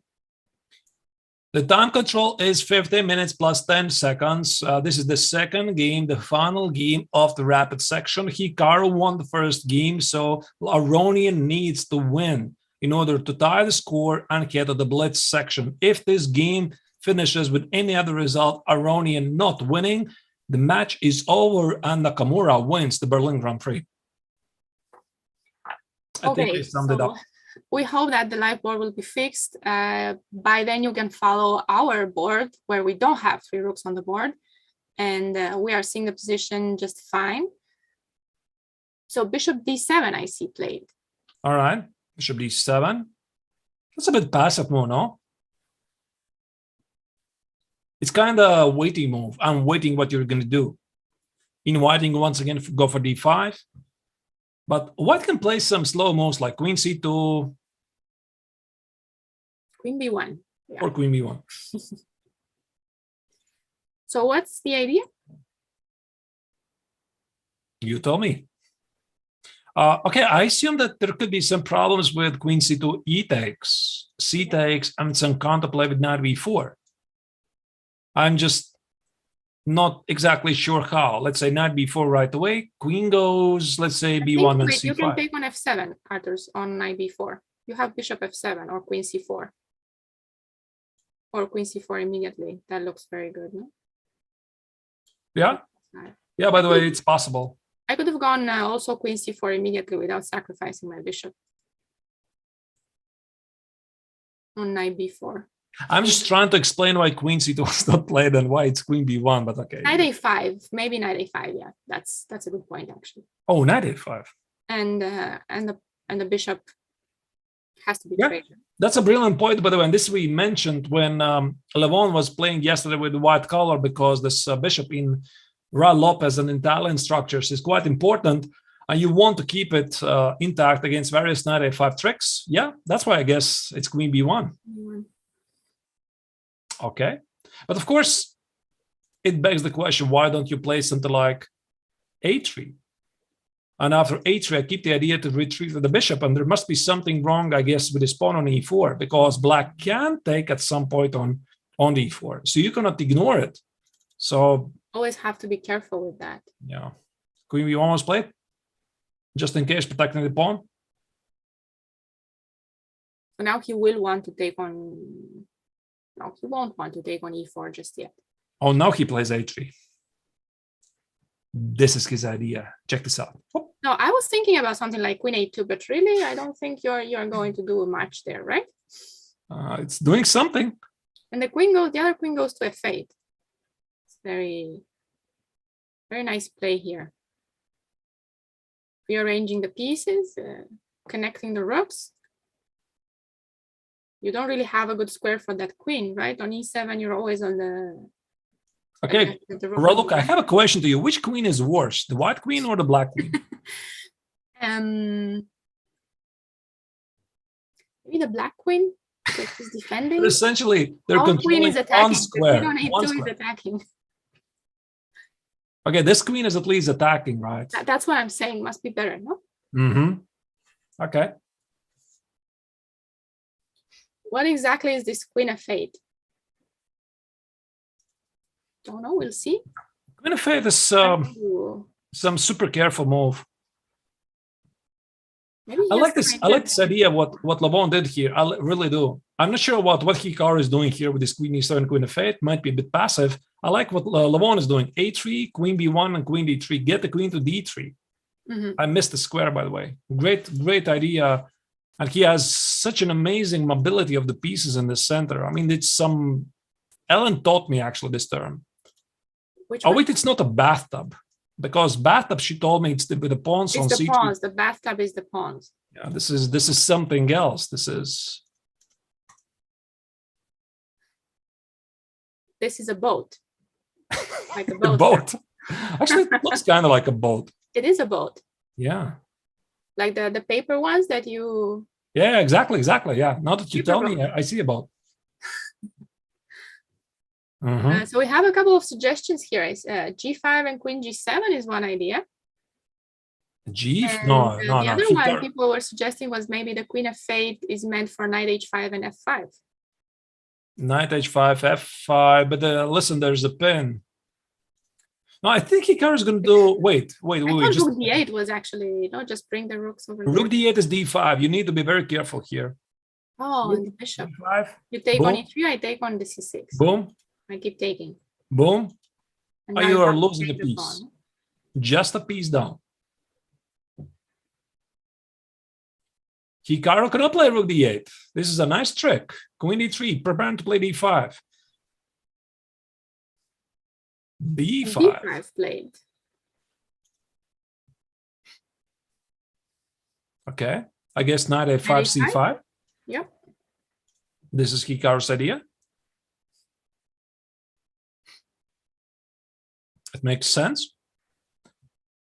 Levon has many ideas here. He could try to go for some kind of Najdorf approach. Let's say d5, knight a5, put the bishop on a2, threaten to play b4, c4. Let's say black trades on e3, plays c5 to stop that. So this is feeling like a Najdorf.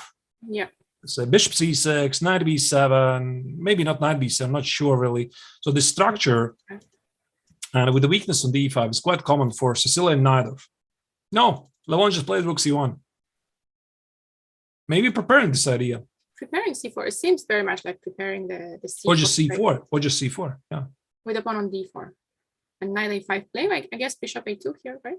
Yep. What Bishop else? a2. Makes sense. So that there's could be b4, push away the knight. Then again, you need to evaluate how does it feel together with c5. What are you going to do about c5? Take. And b4? It could be c4. And there could be c4, yeah. And the knight goes, I don't know where. Somewhere back. So this bishop on a2 actually is feeling imprisoned. Wait, maybe he doesn't play bishop a2 because of the c5. So c5 has to be expected. Maybe just play c4, no? C4? What is this? Take, take, take.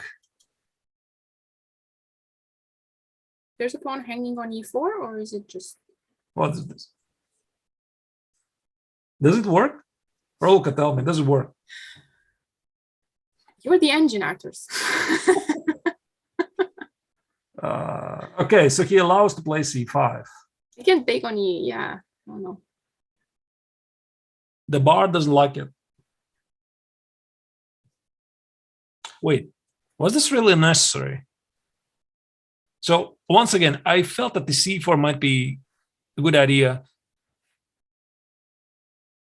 Take.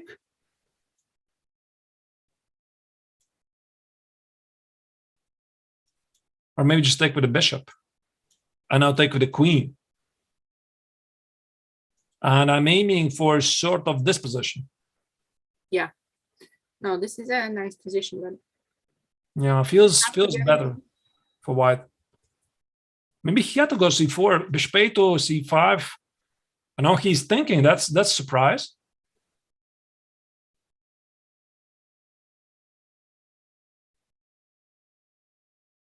I'm not sure. I think Maybe take and play c4. Stop the c4 advancement, imprison the bishop on a7. but I'm also imprisoning my own bishop on a2. So if b4 here, That is the very valid point. Yeah. Take, take. Maybe there's a room for something. like c5, Yeah. Get the knight out, queen e3, the bishop is active. Maybe the knight on e5 ganks at some point. I just find it a bit strange, this pace, right? You play a bishop a2, and now you start to think after c5. What? considering which break, if it's b4 or c, you want to play b. Oh, he played b3. Okay. Oh, wow. So he wants, what does he want? He wants to play c4? No. He's stopping c4.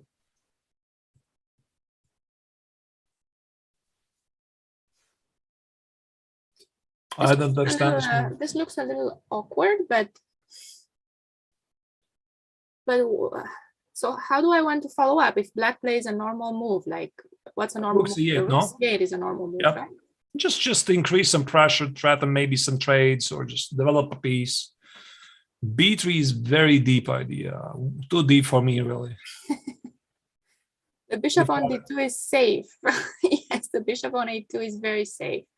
Maybe his idea is to play queen b1 and then play b4. Yeah, because you don't have c4 anymore. I guess, of course, I mean, Levon understands all of this. He understands it's normally not a good move, but the c4 threat is so big. So he plays b3 to stop c4, and I think he's thinking about removing the queen and then play b4. So let's say black plays rook c8, I'm going to play queen b1, and black plays something silly like king h8, and now I play b4. So this position, or even a-take, should be sort of better for white, sort of, because I kept the active bishop. And some potentials to take on e5. Maybe this is his idea. Maybe. Yeah, I think so. Otherwise, b3 makes really no sense.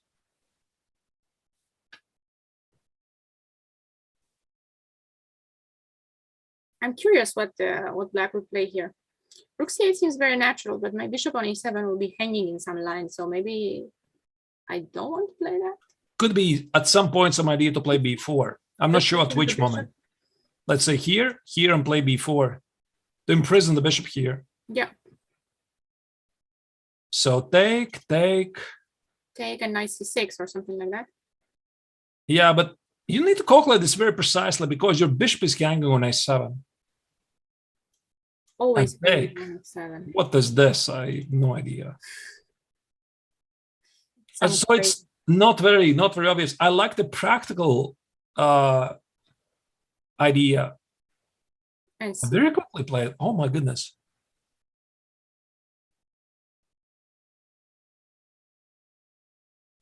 Okay, yeah, this is interesting here, no? If Yeah. Okay, Raluca, I have another question to you. yes. Which is the worst bishop? The bishop on a2 or bishop a7? I will say bishop on a7 because the bishop on a2, I can see some future with bishop b1, and maybe I'm gonna go f4 at some point. But no, probably not. Also the queen here. But do you have a better square for the queen? That's also a question. Yeah. Where would you put it, the queen? It's not really like I have a better square for that. And now Hikaru is going to go back. Imagine this. Go to a5. Go for the weaknesses. All right. Actually, this starts to look interesting. He's going for knight h5 and knight f4. Yeah, knight h5, knight f4 is the typical idea for black, but I'm thinking about white. Can I play b4 somehow? Let's say b4 right away. There he goes. He plays it, by the way. Yeah. So if I take on b4. Take. My idea is to push c5. Yeah, I know. And this is sort of better for me. Sort of. Or maybe not really. Do I take with a queen there? I don't know. No, I was thinking if I ever want to take with a pawn, just so I kill any knight f4. With the pawn? I don't know. Well, it does make sense, really. And then focus on this pawn. So a5, b5. Yeah. Go for this pawn push. And knight on c4. Yeah, knight c4. Maybe try to get to a4 somehow. Or maybe just put the knight on c4. Put the bishop on a2, knight c4, rook b1. Now this is getting a bit sharp. Okay, so we have here this position. And we're looking at like a bishop e3. There's also knight f4 immediately. Yeah, knight f4, by the way, this is looking great because this bishop remains alive, but it costs a pawn. If black is really curious to find out how exactly strong is this bishop, it's going to cost him a pawn. Takes, bishop a6. I'm not sure if Hikaru wants to do this. Of course, he took an e3. Okay, and let's see what he takes with. So you're saying it's going to be f takes on e3? I would like the pawn to take on e3 with a pawn. No, if there's no knight f4. I think he's going to take with the rook. You think with a rook? And you want to double rooks on the a file. That's you want to have the rook prepared to go to a3? Because if you weaken those pawns, they're always going to stay like that for the entire game. Rook e3 is just knight f4. Oh, yeah, he plays rook e3. Prediction on point. This was already expected by Hikaru. Rook b8 played very quickly. His idea is to push a5. Or bishop b5, by the way. No, Hikaru completely holds this position here. Yeah, I There's think no problems for him. Queen a3 played. So maybe now bishop. This is his idea. Go with the knight to c6. But if I go bishop b5, yeah, bishop b5, bishop b5, knight b3. If you take it, I take it. I think that's not going to help me very much. If you go here, I take it. You cannot take the rook, I guess. Queen takes, knight a5, knight e7, rook c3. What could be pushing this? There's a little, there's some initiative here for white, yes? Yeah. Bishop b5 instead is played. Yeah. Yeah, we were expecting this, right? And here, maybe still knight b3, because now the knight on c6 is coming with a bigger threat. Wait, I have some tricks for you here. Okay, take it. Rook f1. Oh, not rook f1, but king f1, queen b6, knight a5. Can you play queen b4? Why not? Rook c8, but I still go. The rook on a8, right? Yes. Yeah, that's a very nice trick, by the way. Yeah, so rook b4, rook a8. No, okay, black is not going to miss this, but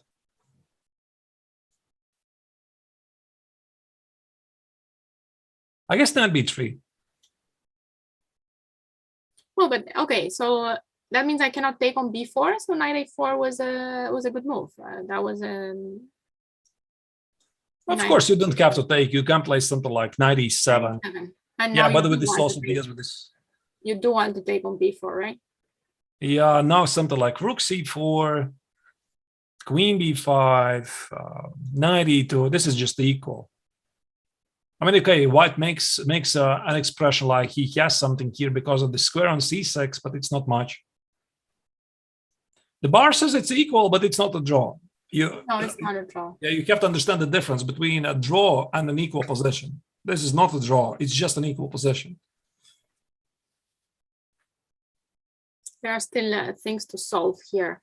Many ideas for, well, more for white. I see more ideas for white here. I think black is just trying to make sure that white's pieces are not coming in. And queen a5 played.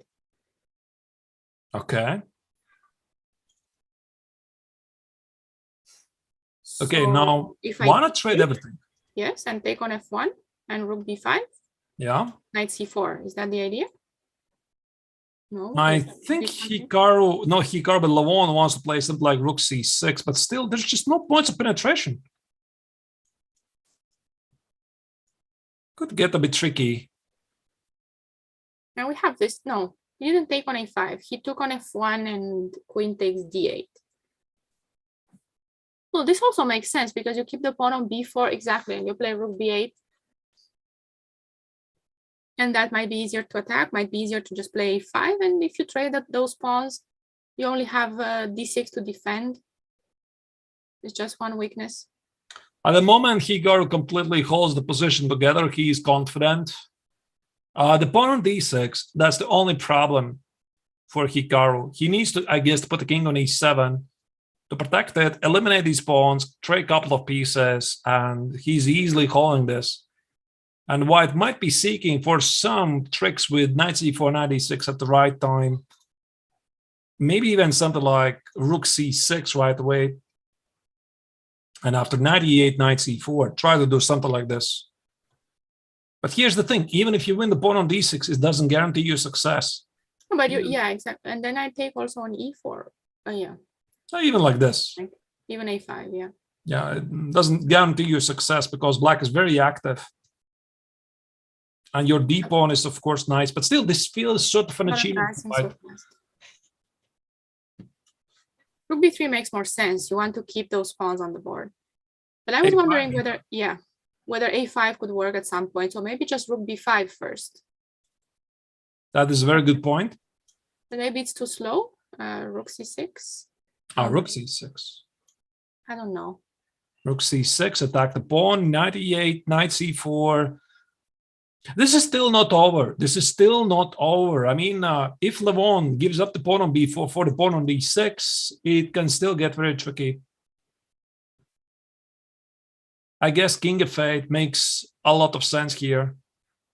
To keep the king within the defending distance to protect the pawn on d6, so that he's not obliged to play knight e8. I think you want to have the knight on f6 so that it's targeting the center. I think so, yeah. Rook b5. Okay, now rook c6. I think this makes perfect sense. So rook b5 is threatening a5, right? White doesn't want to trade all those pieces. Can I still play on rook? No, probably not. On rook c6, wondering if I could still play a5, but okay, 91. Okay, that's a surprise. Wait, what about a5 here? I was going to ask the same thing. What about a5 here? Can he play rook a1? Rook a1 and rook b8. Ah, the rook is protected. Yeah, but not enough, no? He can take with the rook, but I take on b4. Maybe there's some tricks, but not really.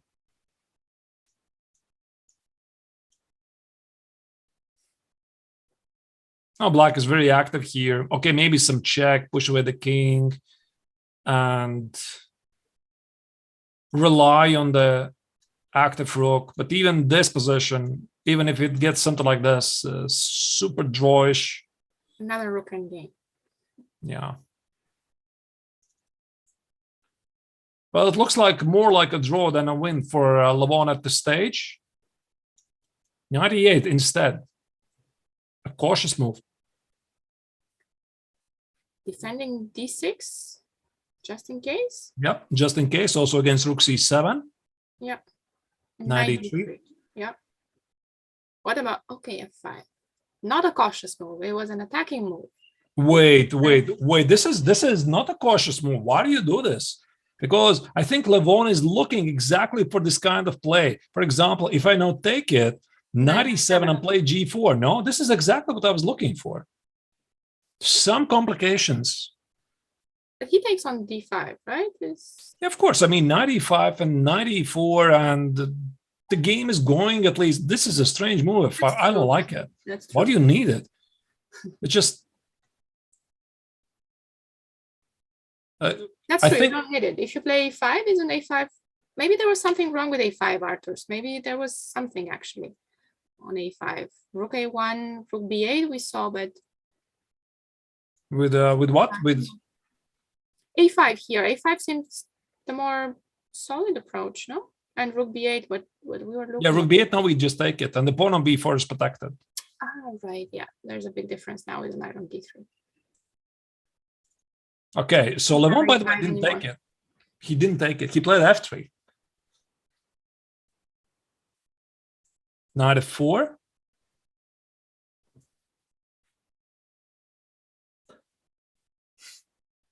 I cannot guess their moves, really. I mean, Hikaru's strategy is quite understandable. He's trying to trade pieces. He's trying to trade pawns, because with every single trade, he has less things to worry about. Maybe knight f6, knight e7, knight e5, try to activate the knight. It might cost a pawn on f4, king f3, king f4. White is going after the pawn on f4.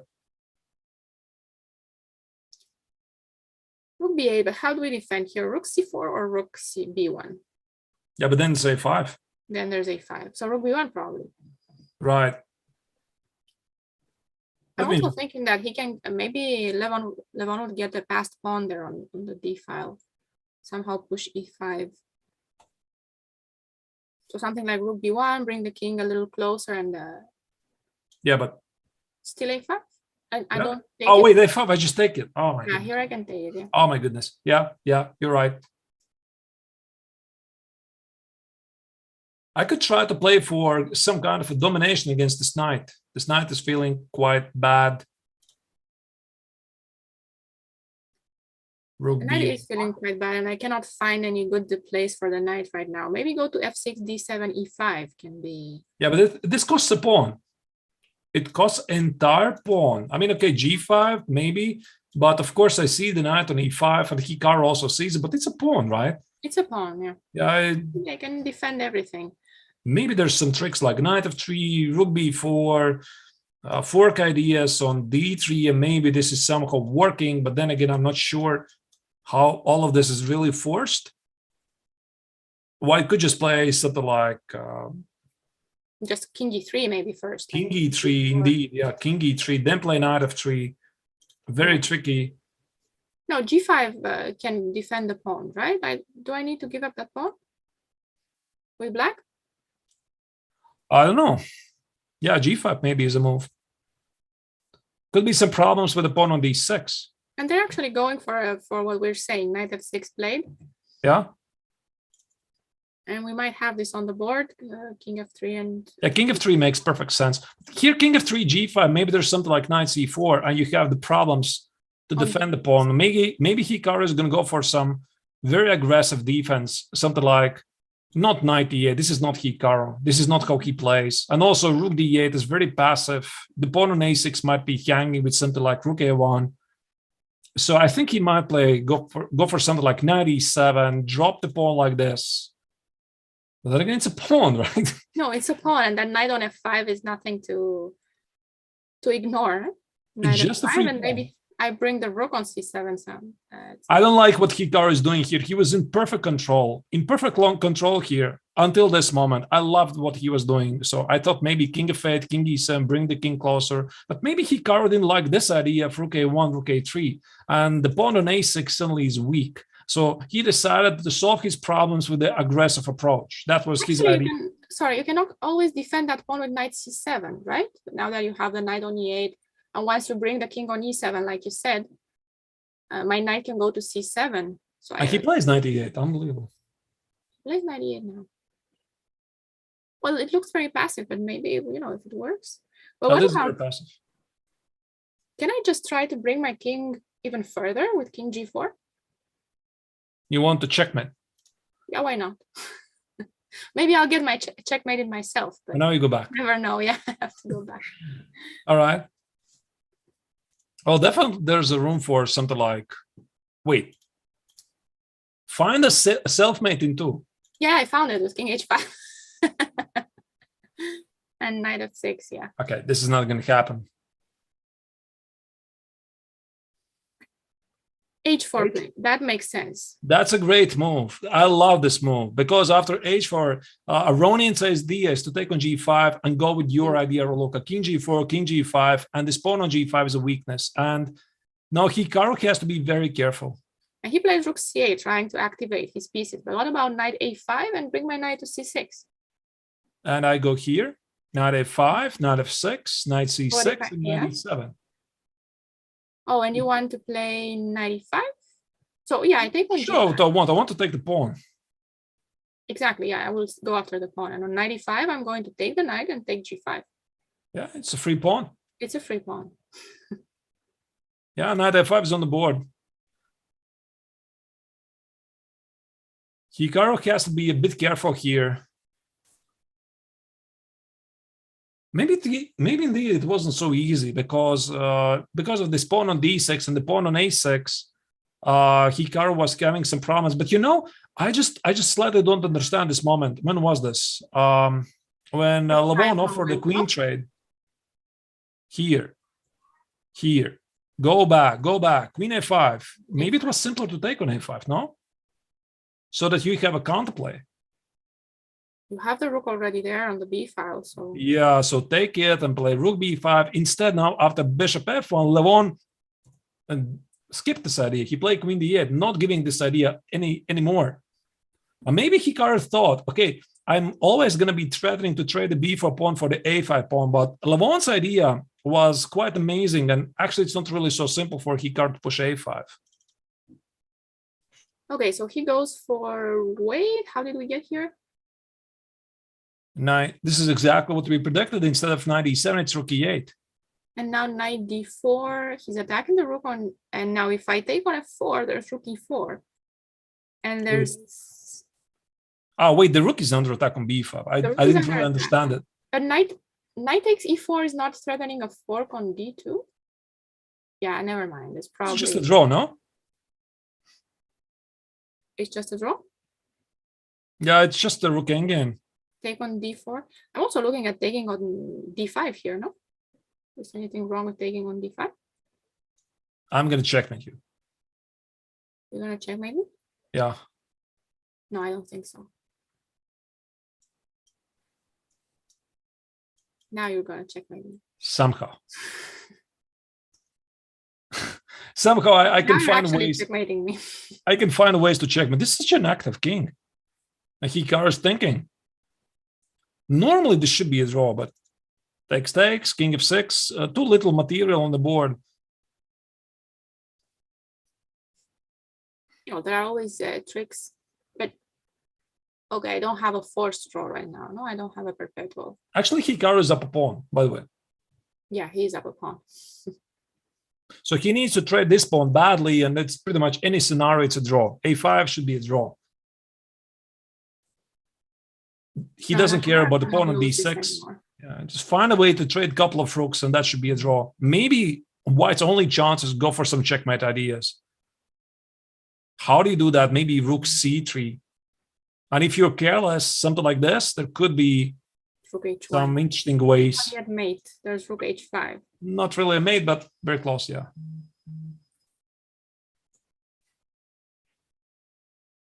No, I don't think this game went very well for Levon, right? He had some chances. Something happened there when g4. Maybe that seemed like a critical moment there with the knight on d4 and rook e8. Like knight c6, rook e8 here. This seems like an important moment. Mm-hmm. Yeah, but it could be difficult to make a move because rook e1 drops the Takes pawn. on d5, yeah. So I cannot defend my pawn on e4 then. So maybe this is just a forced sequence, not e4, a very precise g4 check. King goes here, you take with a check. King goes here, you take with a check with the other piece. So he had to simply go for the sequence. So Levon found a way how to keep rooks on the board, rook f1, avoiding the check, and go for some mate tricks. Rook h5, careful. Don't you get mated there on f6. Mm-hmm. Two more moves, king f8 and rook h6. And I found mate. King goes where? King f8? Oh And my f6, goodness. that's a mate there. Let me just show it. No, let me. You could have mated me first there. That would be very nice, right? I want to check with you on h6, but there's a small problem. There's a very small problem. Yeah. No, but there are ideas of rook h6, rook b7 actually. Right? And Yeah. maybe the king g7 there and you get mated on h8. And king g6 is simply check on g5, so that's not the progress. Maybe something like rook f4. Protect the pawn on b4, attack the pawn on g4, activate this rook. Okay, but here rook h6 is what I wanted to do. And oh, it doesn't work. And I give another check on b7. And unfortunately, king g7 you take with check. So, okay, but I still don't make it work, do I? Who is checkmating who actually? Because also I have some ideas here. What about instead of rook e6, I go rook g6? No, all those checks. Yeah, check, check, check. And not this one. This is by the way on the board. Never mind. This they all have okay. They have played. Yeah, this is on the board. And here king king e8 we were looking. Yeah, king e8. And here rook g6. On King e8, rook g6. And I don't want king h7. You always have rook f7. You're really looking for ways to checkmate. Yes, the white king. exactly. Really, Really, checkmate you there. trying. I understand. Oh, I also had rook h8 actually, no? All right, all right. Yeah, by the way, this He is played rook h8. Arturs, he played rook h8. Look at that. He's Yeah, suddenly king e8, rook h7 h8, mate, this is- king g7 mate. so you don't What, want to you take take the on pawn, g4? right? Yeah. Could be a problem. But I can defend, right? This is not forced mate. There's king c8 here. Yeah, king c8. Oh no. No, Oh, no, no, no, frozen no, in- no. Don't freeze. No, don't freeze. Don't freeze. Don't freeze. Don't freeze. No. What is happening today? Don't freeze. Just a second. I'm gonna fix it. Sorry about that. It's the final. It's the final. It must be the final. Why it's freezing? The program is getting nervous. No Very way. nervous. No. This never happened before. Oh, just a second. This is so awkward. Where is this? Where do I close it? I cannot find it. Hikaru won. People are saying that the game is over now. Hikaru won. What? What? Don't tell me that. Don't tell me that, please. Are you saying that Nakamura won? No, and we lost it? Come on. Really? No, I cannot I believe that can't we figure actually out the missed. program. We actually missed the mate. Are we?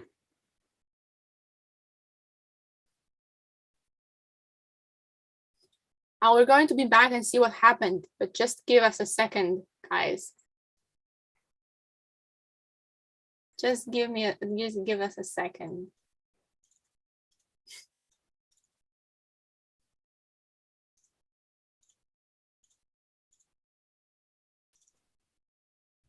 All right, I think I'm back.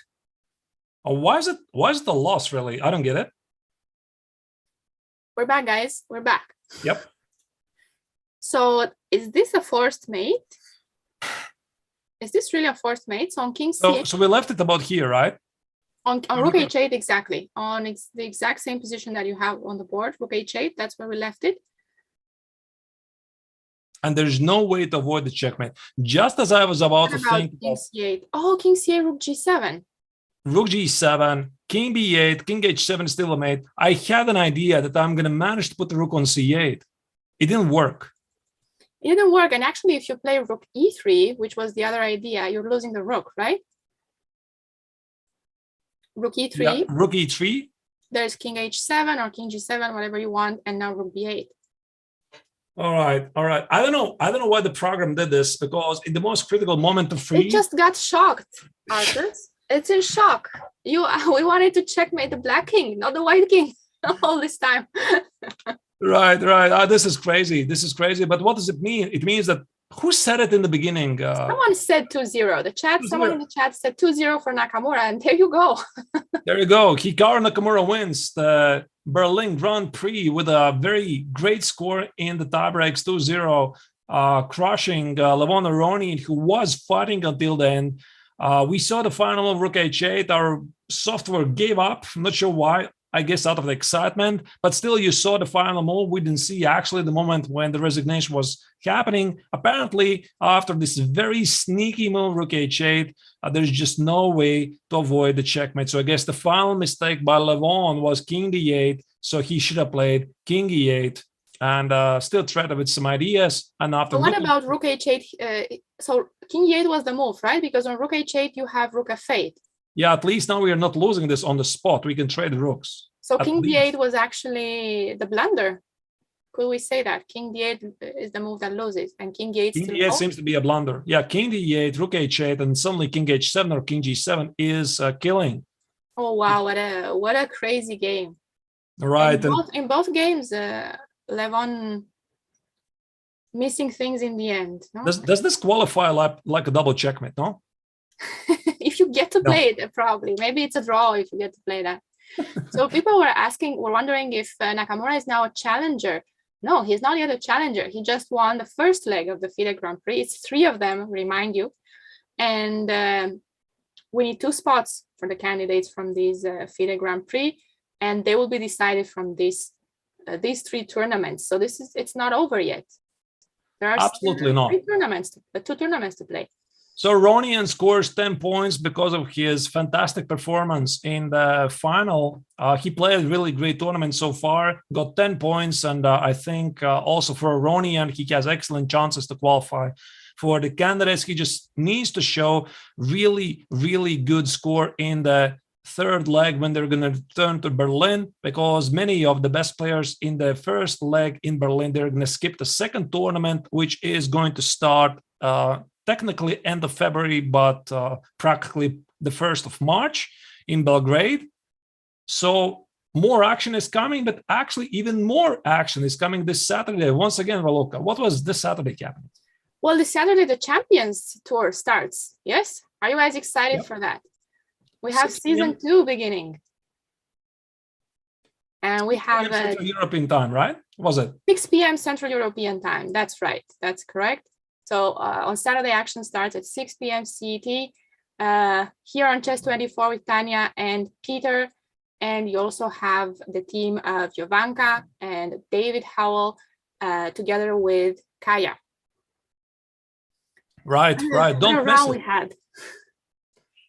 Don't miss the action, which is going to resume on Saturday. The Meltwater Tour is coming back, and more action is once again resuming for Chess24. But I also would like to thank everybody who was watching. It was really a pleasure.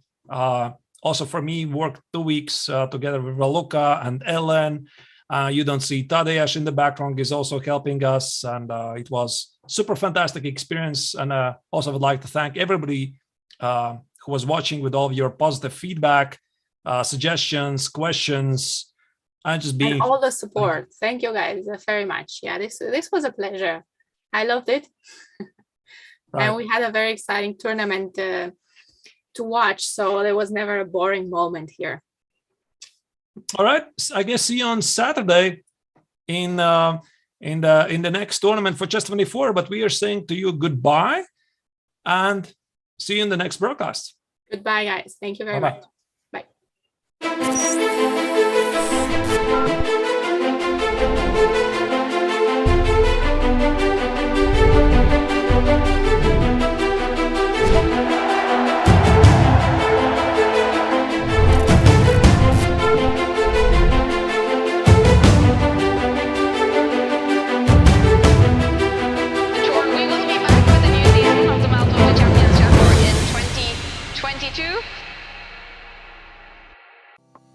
Welcome to the new Chess24 playing experience.